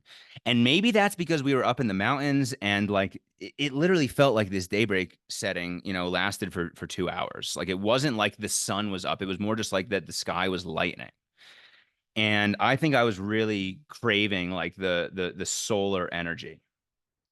And it just didn't quite give me that. And my mom is doing a great job of just like talking to me. She's got all kinds of mom things going on. She's got fun facts about Pikes Peak. She's got fun facts about Divide, Colorado. She's got jokes for Jack Jack that are written out on note cards. And I also got to give my mom credit because she was super nervous. She was like, I have no idea if I can even handle the physical effort. That's what she was thinking. If she could handle the physical effort, she was like, what is Ryan going to want? Is he going to want being talked to? Is he going to want silence? Like, how's he going to be? Right. And so much of this stuff is like, listen, we can set a plan, but we need to be able to adapt and overcome and feel out the situation in real time and allow my needs to emerge organically. Like, I can't just tell you at 2 in the morning, oh, for the next 8 miles, I'm going to need XYZ. Like, I was pretty good for the first 30 minutes, but I was, pretty much struggling for, the next, what felt like 6 miles, 6 or 7 miles. One other note is that unfortunately back at the 66 aid station, my watch died. I was really looking forward to the full 100-mile Strava segment, Strava upload. Unfortunately that it died, but fortunately that it died there because we were able to get my battery pack and charge it right from there. So my 2 file uploads did equate to officially the 104 miles that I ran. So my mom and we eventually come through, and I would say that again in this direction, this is similar to when I felt really good at 40, but by the time I got to 44, I wasn't quite as fresh because I had to go over these 3 ridges. Same thing happened there. This was the same direction with my mom. So we come up over those, and I'm really just hoping to get to 74. I'm just like, please get me to 74. And we eventually come in. The car bed situation is set right back up. At this point now, it's about 7 or 8 a.m. And at this point, the sun is like fully up. So at this point, I do feel like the nice, beautiful, crisp, sunny morning. I lay right down in the car. This is the first time that I lay face down. Like I just crawl in and just plop. And Chelsea is back at the house with Jack Jack. And Madison gives her a call, and I'm struggling. I'm struggling and I'm in need of a reset. And I have some tears welling in my eyes. My sunglasses are still on. I'm just laying there. And this is one of the beauties of Chelsea is that she does a really good job of giving me a kick in the ass when I need it. And I respond well to her kicks in the ass. And Madison calls her and Chelsea's on speaker. And I basically am just sort of like whimpering a little bit. I'm like, I'm struggling. I need a reset. And Chelsea's basically just like, all right, then get a reset. Like very objective about it. And it was really good for me to hear that because I was basically just like, fuck, I feel low, but yeah, she's right. What the fuck? Go get it. Let's go. And so I probably lay there for probably 20 minutes, 30 minutes, maybe even. And then I get up. I'm sitting in the chair. And now this feeling of my body temperature dropping is really starting to become apparent. I need to put my sweatshirt on. I've got two blankets on my lap in this chair, and I'm just trying to not have chills is basically it. Um, I'm having some of my sister's banana bread. I'm having quesadillas. I'm having more pierogies. So I'm eating a lot of real food at this aid stop. I have more rice. I have more chicken. And I would say that there's not so much a part of me that's like, I don't think I can go 26 more miles. But there is a part of me that's just like, how the fuck am I going to go 26 more miles? I'm like thinking about 26 more miles if I was fresh. I'm like, 26 miles alone would be a really challenging effort, let alone the fact that I'm fucking 74 miles into this race. But the big unlock of all this is that I just knew my family wasn't letting me quit. I just knew my family wasn't letting me quit. They were such good vibes, and I was generally doing well enough, but like they were willing me through this thing 1,000% because I was just like, there's no way that they're letting me quit. And in some sense, it's like, don't think about the mileage that's left. Don't think about 26 miles left. But listen, I've been playing mental math games with mileage left in rides and left in runs since I started in endurance. When I got a 5 mile run, I get to mile 2 and I'm like, okay, nice, almost halfway. Then I get to mile 3, I'm like, nice, over halfway, only 2 miles left, right? When I get into a ride and if I'm riding for 2 hours, I get to an hour and I'm like, nice, I'm halfway done. Doesn't mean I don't love it. Doesn't mean I'm not doing it, but like, I'm always playing those mental math games. So I wasn't thinking about what was left in like a daunting sense. It was more just like I am observing what's left, right? And I'm thinking about it that way. This aid stop, I would say, ended up being about 45 minutes. And at this point, Madison and Lath, they tap in to pace me. And we now head in the clockwise direction, which is the same direction that the race started in. And so we got a couple of miles of running through the switchbacks in the Pinewood Forest. We got a little bit of flats in the middle of that, and then we got some good climbing that is coming up to the aid stop. And at this point, actually, excuse me, this direction was back in the counterclockwise direction. So this was the same kind of thing. Actually, this was the first time that Madison and Lath were pacing during the day. So this was a cool shift up in energy because I was like, again, getting to show them the course. And I was getting to show them, no, this is my favorite part of the course. The segments that they had done had been in the night, so they didn't see anything about the course. So that was exciting. Ran again, though, that was accurate. The first couple miles were generally downhill. I got to run those.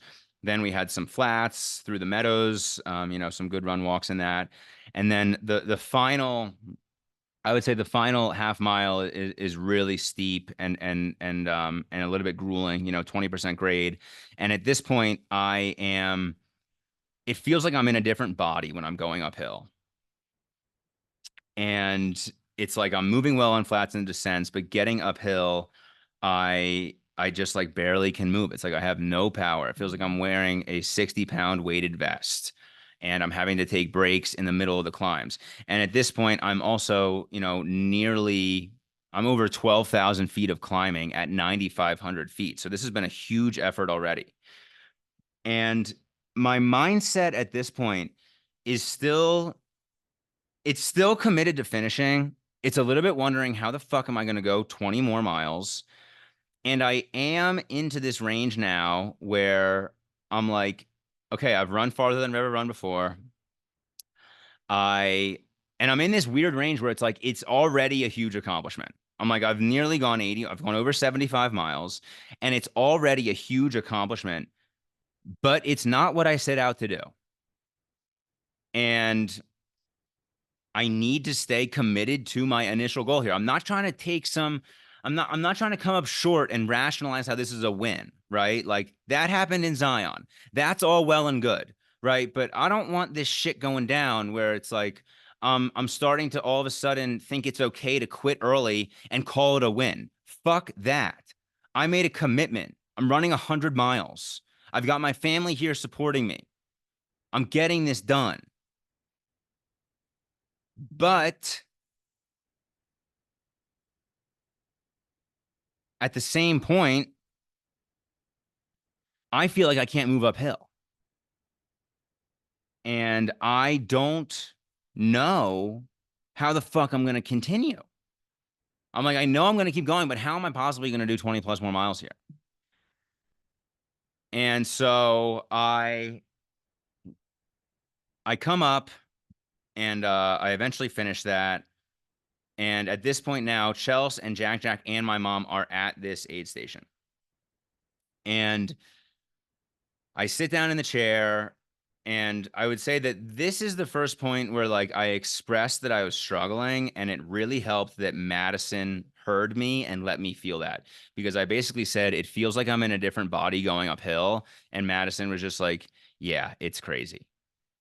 And to me, it was like the whole time my family had such good energy and they were so positive about me going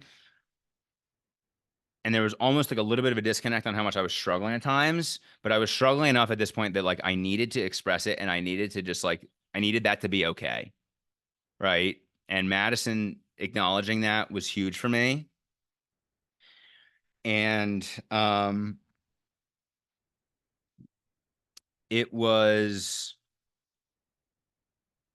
it was the first time in the race that I felt like I could just have a bit of an emotional release. And Chelsea handed Jack Jack to me, and I just started to cry. I started to cry.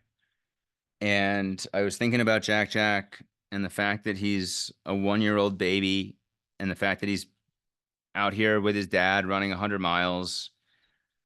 And I was like so proud of the experience that I was creating, but none of that made it any easier to continue. And I thought about how much I was struggling and I knew how desperately I needed a reset with 20 miles to go. And there were a few volunteers there, and I was very vocal. I was like, what do you guys troubleshoot with? I was like, what can I do? What can I take? What can I try? How can I shift this around?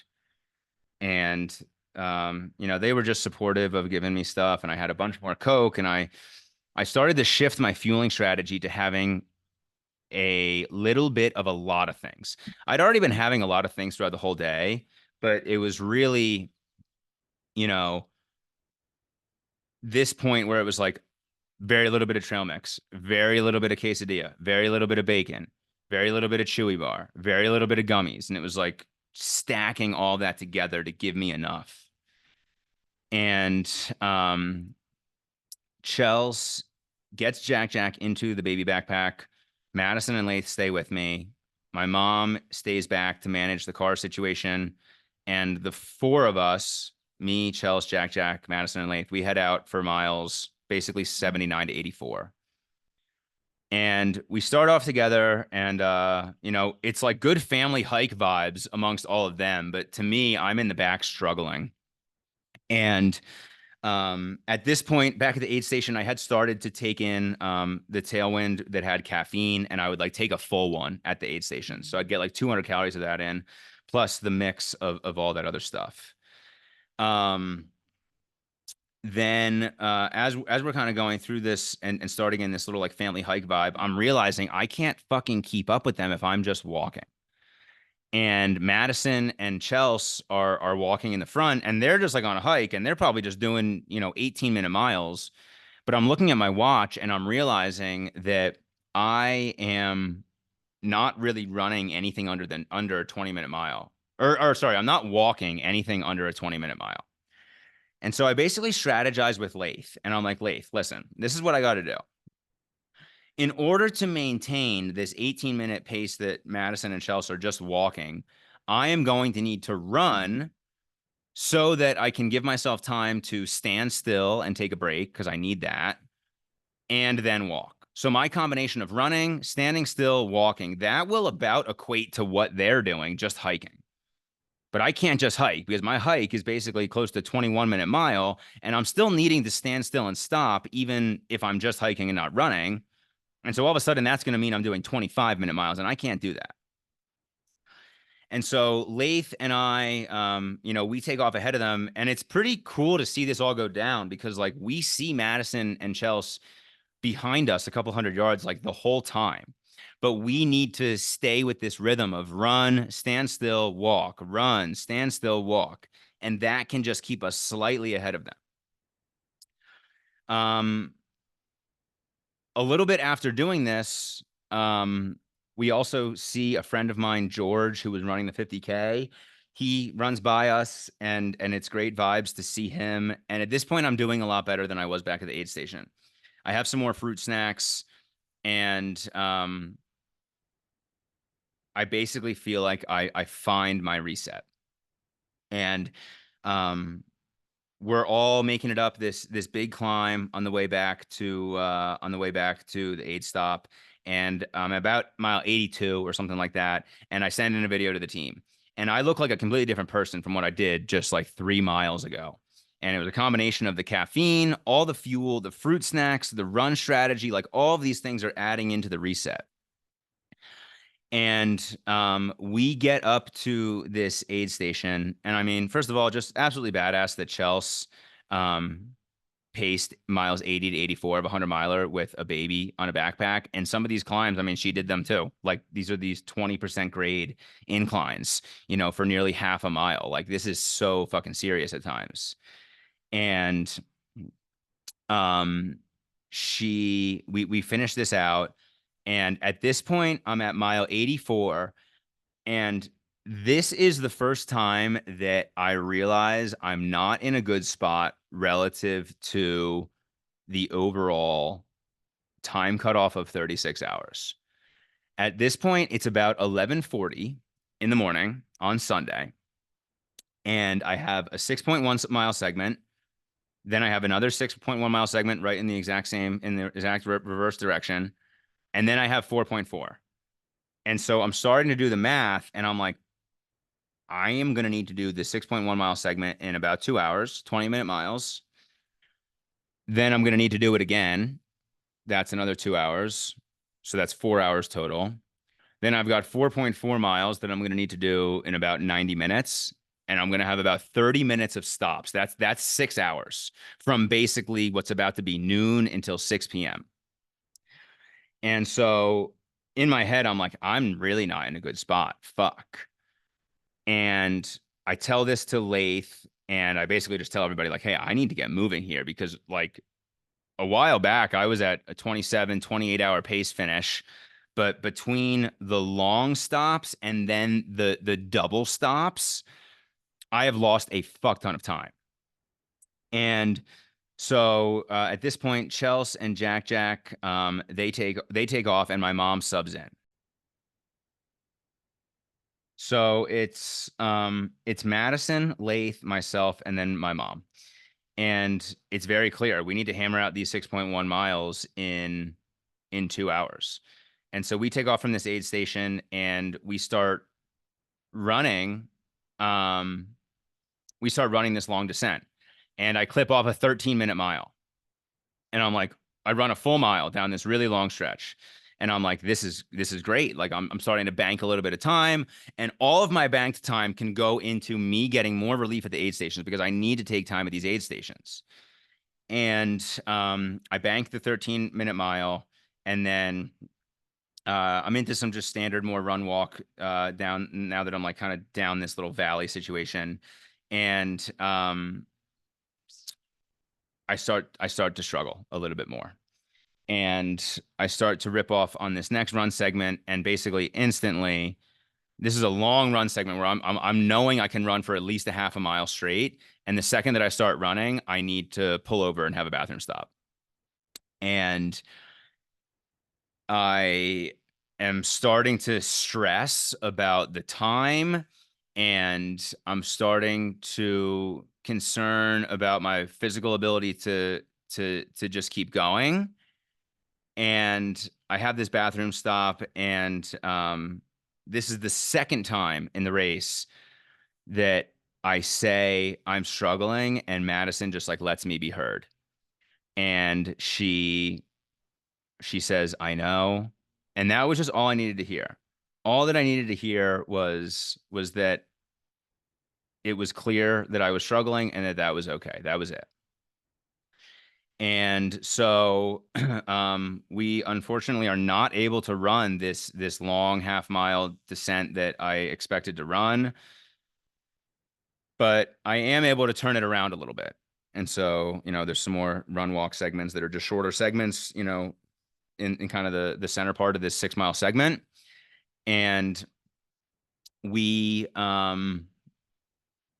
make it through that, and then we've got a couple more miles. This is the same direction back to the same spot that I was doing miles 28, 29, 30, where I was really struggling. And these are, again, like gnarly climbs. And on these climbs, it's back to the same thing of it feels like I'm in a different body. And my mom is kind of struggling too, because like we're in the heat of the day at this point. Like at this point now, it's 1 p.m. and we have no shade coverage. We're completely exposed to the sun. I am absolutely sucking down water from my mom's reservoir, from Lath's reservoir, and I'm not really peeing that much. I'm so hot. We're moving so slow, and it's like, just get us to 90. Please just get us to 90. And we really grind through these final couple of miles. We come in from 90 and we end up making it the whole segment in just over 2 hours, like 2 hours and 5 minutes. And I am so overheated and dehydrated. And I am like, I need cold water instantly. So the aid station, the setup is right after you come in from the loop. So I immediately grab cold waters. I see the race director there, and right away I'm like, what is the situation on this 36-hour cutoff? Is this a hard cutoff? And now the reason that I thought it might not be is relative to his comments at the pre-race meeting on the pacing and the fact that you could have multiple pacers. I was like, listen, this guy might not be hard on 36.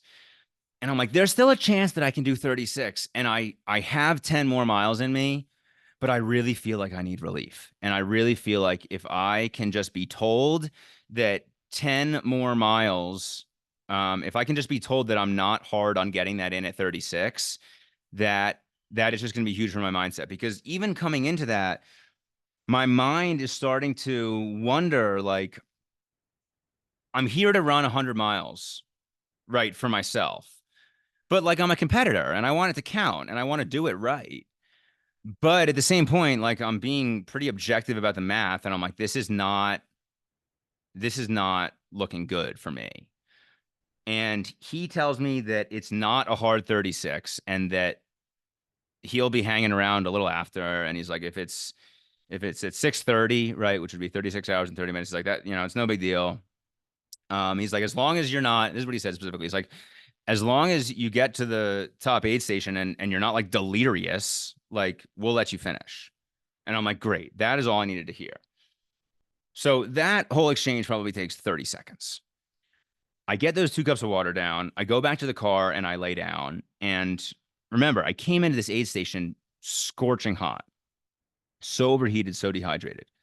The second that I lay down, my body temperature feels like it plummets 20 degrees. I go into complete chills. My body is vibrating so hard that the car is shaking. I have three blankets on me. It's 80 degrees out. I have three blankets on me and I cannot get warm. Chelsea had the AC on in the car, and instantly my mom is like, he needs that to be shifted to the heat. And Chelsea's like, the heat? My mom's like, yeah. And fortunately, one of the blankets had been sitting in Madison Late's car in the back seat, and it was just baking in the sun. And so they brought it over to me, and that was like basically a heated blanket. And so I basically lay there for 35 minutes probably. And I'm just like wondering, how am I possibly going to be able to get up and keep going? And Chelsea, I end up falling asleep for a few minutes at least. Chelsea wakes me up at I think I got in at like 2:07 or something like that. And she wakes me up at like 2:49 or something like that. And um I'm like, okay, I gotta get up. And so I do what I had done at the past however many aid stations. I get up, my body is still in chills, shaking, and I throw my shoes on. I completely limp over to the porta potty and I take care of myself and I come out of the porta potty a few percent better. I keep shaking myself off, throw my jacket on, throw my pack on, and get ready to keep moving forward. And one of the biggest lessons to come out of this race is that it never mattered how much mileage I had left. It never mattered how much time I had left. It never mattered how I felt. The only thing that mattered was to keep moving forward. And it's okay to rest. It's okay to pause. It's okay to take a break. But your job is to keep moving forward. And that's literally all that matters. And I don't even know that I described the recalibration at 74, right? But that whole same process went on. Get out of the trunk, get your shoes on. They're not even laced up because your ankle is just killing you. You're limping to the porta potty. Take care of yourself. Get out. You feel a few percent better. Get back to the car. Tie your shoes. Throw your coat on. Throw your pack on. And get back out there. And at this point, the plan is now for Chelsea to head out with me and Chelsea to take down the final 10. And it was so wild because I was freezing cold when I would start after being at the 8 stop. But then once I got moving for 5 or 10 minutes, I would need to take my coat off because my body would heat back up. And that's essentially what happened for that first little stretch with her. Recalibrate. I'm like, what the fuck can I run? How much can I run? How far can I go? And we rip off a pretty decent first 3 miles in about an hour. So at this point, I've taken long enough at that aid stop. I left at about 3. I know I'm not going to do 10 miles in the next 3 hours and finish by 36 hours, but I have basically clearance that it's okay for me to finish beyond 36. So we do about 3 miles and we do them pretty well, but all of a sudden my bathroom stops are just getting brutal. And Chelsea is just an absolute superhero. She's like literally cleaning me up as I'm like, I'm like pulling over to the side of the trail and taking a dump, but like I'm not even squatting anymore. I'm just like bending at the hips. And there's really nothing even coming out. It's just like my body is so fucked. And it's like I just am like exploding out the back, but there's nothing really coming out. It was so weird. My butt is just covered in Desitin. We had actually never even done that before, but the outdoor store where the race check-in was. Somebody had gotten a tip from that store that that was their trick. So we had used that, and I think that helped a little bit. But now all of a sudden these bathroom stops are again, they're 3 or 5 minutes. So it's like I'm barely running. Anytime that I'm running, I have to then stop and stand still. And I'm having these bathroom stops that are totally, throwing off my timing. So Chelsea and I basically just keep grinding. And we eventually get close to the 96 mark, which is basically the aid station, basically that T that I described where the trail comes up. And we basically arrived to this aid station, and on the way up on this climb, Chelsea had seen somebody up at the top of the climb, and I had noticed them too, but I didn't really think anything of it. I was just like, whatever, there's a person up there. Chelsea had noticed that they were on the phone, and Chelsea was like, oh, they're probably checking on us and seeing where we're at. And so we end up coming up to this T, and Madison and Lath are there, and the race director is there, and he's with his brother. That's who had come out and looked. And the race director had initially come up and told Madison, there's no way that we can let him finish. And Madison's like, what are you talking about? He has like 3 miles left. And the race director is like, yeah, but he's the last one out here by so long. Like the aid stations, we got to close them down. Like there's no way. And then the race director gets this idea. And he's like, all right, actually, here's what's going to happen. He's like, we know that he is very well supported. Like they had seen the tribal flag. We'd all been in the tribal gear. He'd seen my mom, Madison, Lath, Chelsea, right? He'd seen Jack. So he knew that I was super well supported. So he's like, here's what's going to happen. He's like, we're closing down the aid station because my crew has been out here for 2 days straight. But we're going to let you keep going because we know that you're well supported. He's like, I'm going to give the buckle to your sister. And when you finish, just email me your finishing time and we'll make sure that you're all legit and good to go. And throughout the past like 4 hours, I had been like pretty much hoping that that was the case. Because I'm like, listen, I'm not going to finish by 36 hours. I got huge relief knowing that I could finish beyond 36, but I was like, I'm still not going to finish by 36:30. Right? Like I took too long at this aid station. I had full body chills. And I'm like, I have a feeling that I'm going to be out here longer than he's standing around at the finish. And it was really testing me because it's like, listen, in some sense, I'm out here to run 100 miles for myself. Like, this is for me. Right. And so I had made peace with the fact that I'm going 100 no matter what. But I'm an athlete, I'm a competitor, and I want to do shit right.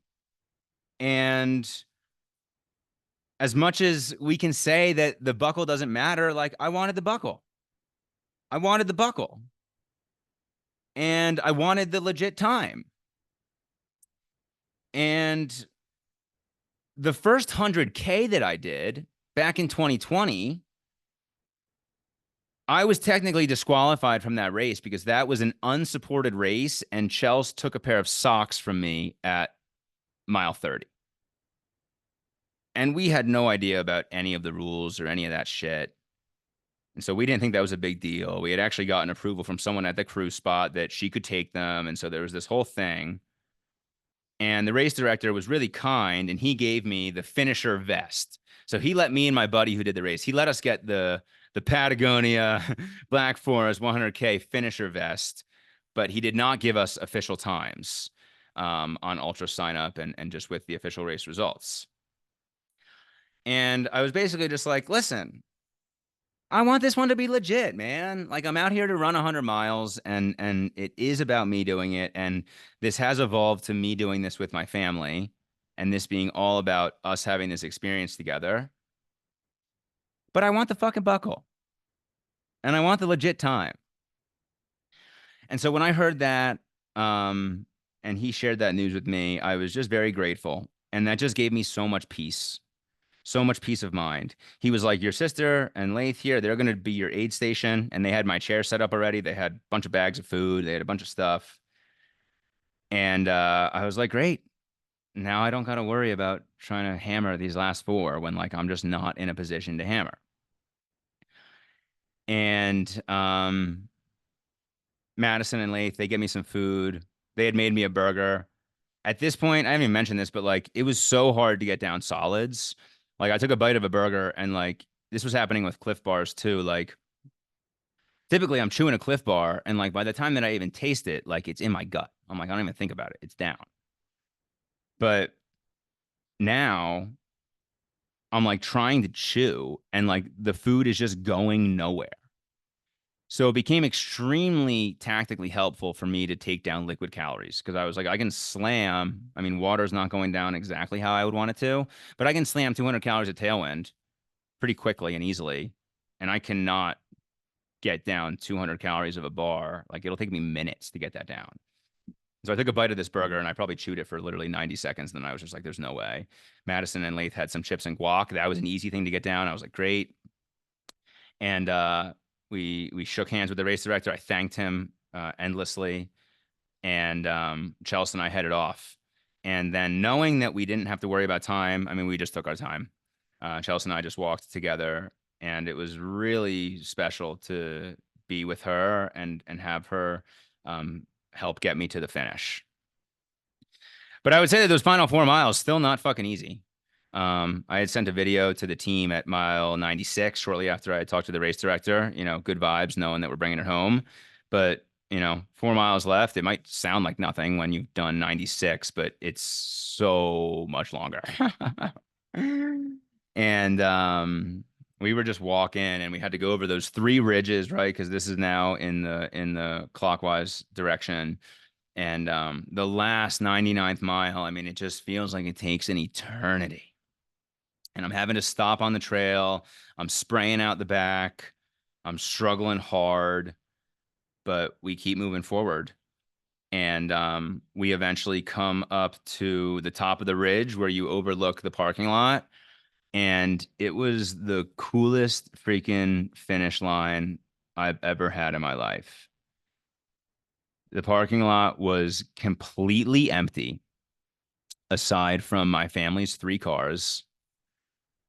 The tribal flag was planted in the ground in the exact stake hole of the finish line.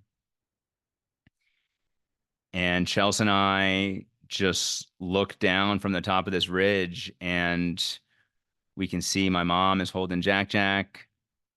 Madison and Lath are there, and they're holding signs that they've made for me. They've got some music on in the car, and Chelsea starts crying, and I just put my arm around her, and we walk together down this hill, probably a 40-yard hill, and we walk across the parking lot. And to me, like in that moment, it really solidified what this race had become. And I went into this race thinking that it was about me running 100 miles, right? I wanted to run this one for me. But really, what I had learned and observed is that me running this race was the thing that was needed to create this experience where so much of my family shined bright.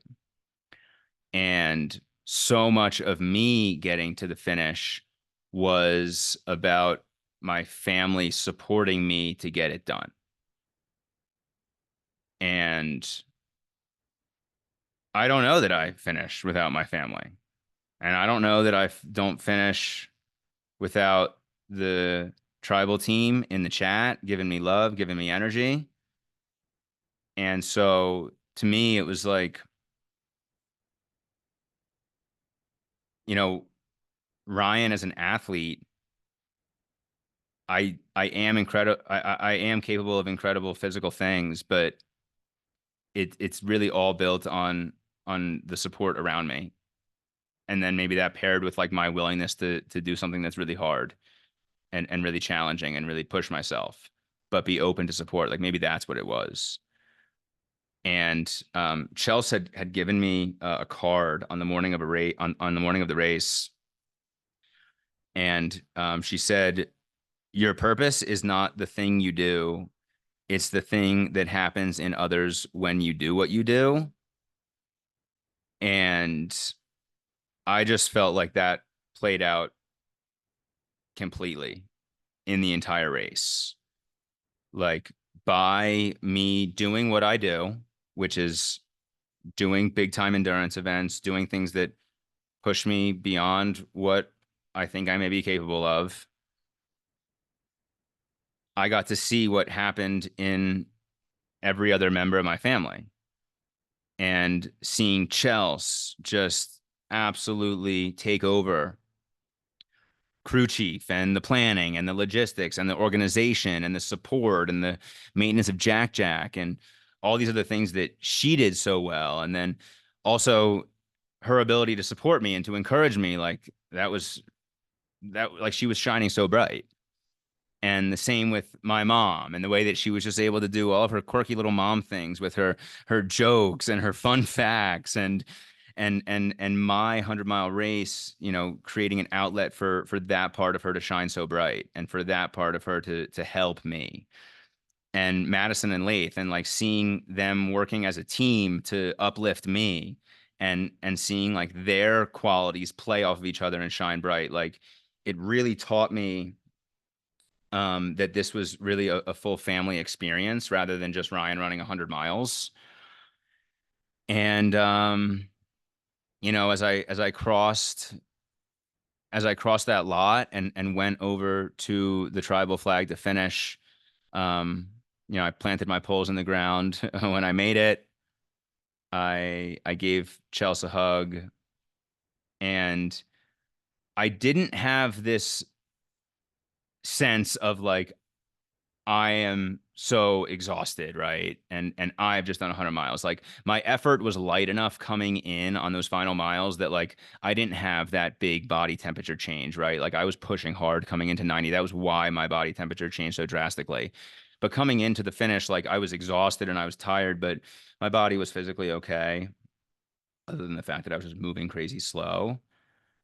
And so it wasn't like this finish line release of like it's over. It was more of a finish line feeling of gratitude of look who's around, and look at how much they've given for me. Like they barely slept. The mileage on my family is insane. My mom did 15 miles, Chelsea did 25, and Madison and Lath did 29. And like those were the biggest efforts of their entire lives. So they also did something bigger than they've ever done before. And they were all low on sleep too. And it just felt super special because in a very real sense, it wasn't like I conquered this race. Like I didn't cross the official finish line, like as if I took this thing down. It was more like, with the support of others and with the graciousness of the race director, I was able to run my own 100-mile race. And it really just, gave me a beautiful perspective on what's important about all this stuff.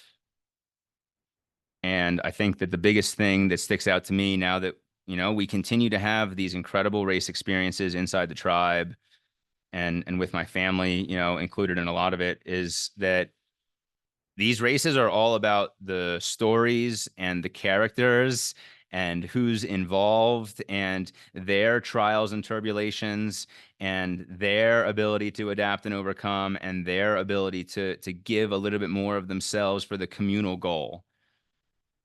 And yeah, it was very special. Madison had the buckle. She handed it to me. It did mean something to me that was there. I think it would have felt like I didn't do it effectively or properly if either I wasn't awarded the buckle or if it was given to me at a later date. And so getting that there, it did mean something to me. Um, and yeah, I just felt proud, and I felt proud of the experience, and I felt proud of everybody's effort, and I felt extremely grateful. And we hung there for a couple of minutes, kind of soaking it up. It was amazing to have Jack Jack there. It is so cool. It is so cool to just know that I will look back with Jack Jack when Jack Jack is 20, 30, 40, 50.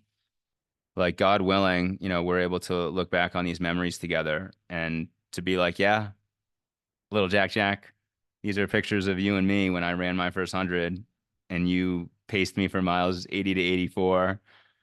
And your mom did all these amazing things to help me do it. And your grandma did all these amazing things to help me do it. And your Aunt Madison and your Uncle Lath, we were all part of this together.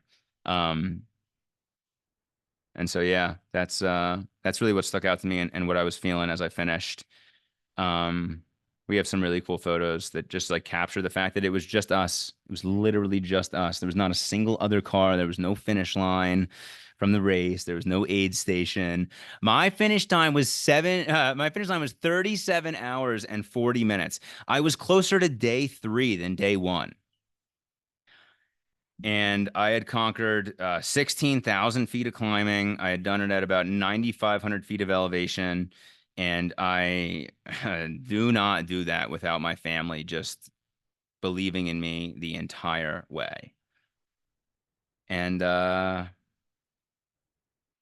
think that's a wrap. We headed home. At that point, I mean, it was almost 8 p.m. So by the time we got home, it was late. It was like 9. And my ankle was kind of blown up, but I was able to hobble on it and walk on it a little bit.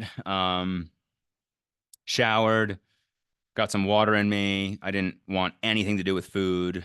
Um, Next morning, I woke up and I was convinced that I had a stress fracture in this left leg. Lath had to head back home for some kind of call of some sort, but my mom, Madison, Chelsea, Jack Jack, and I, we went out and got breakfast at this really cool spot called the Hungry Bear. We got a huge, huge table full of breakfast, pancakes, eggs, omelets, hash browns, all that stuff. Um, and yeah, I was very nervous that I had some kind of stress fracture, and I was just looking to be grateful for my health. I was looking to be healthy, and I was not thinking about how quick am I going to bounce back. But it really taught me the value of in Zion, the value of the team being around. Like, I had my family around, so that was like this own element of something. But in Zion, every single person in Zion was amazed at how they felt, how good they felt the next day, even the guys that finished. And to me, being around the team, like, there is an energetic that's going on there that totally influences positively the nervous system and how much something like this taxes you. And even though I had so many levels of support from my family, I was cooked after this race. I mean, also at elevation, more climbing, all that jazz, but very, very different for me.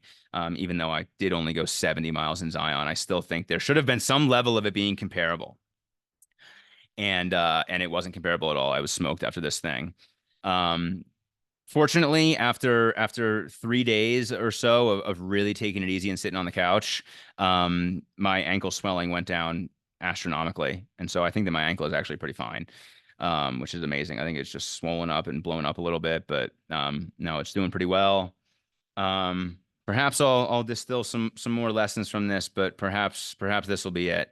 Very grateful for that race director for allowing me to finish and have that finish moment with my family. Um, Very grateful for my family to be a part of that whole experience. And I'm very excited actually now too, because now what we got next. So Revenant Running, that's the name of this race organization. Madison and Lath, they love the experience so much that they signed up for their first 50K. And so they're running a 50K in October that is in the same general area of Divide, Colorado. Not the same state park, different course. But the team stays building, and it'll be really fun. There's no pacers for that one, but there are crew accessible aid stops, 3 of them. So I will be supporting them. There's a chance that Chelsea might run that race. So we shall see. But overall, just a beautiful experience overall at the Great Divide 100. And I'm going to call it at that. Thank you for listening.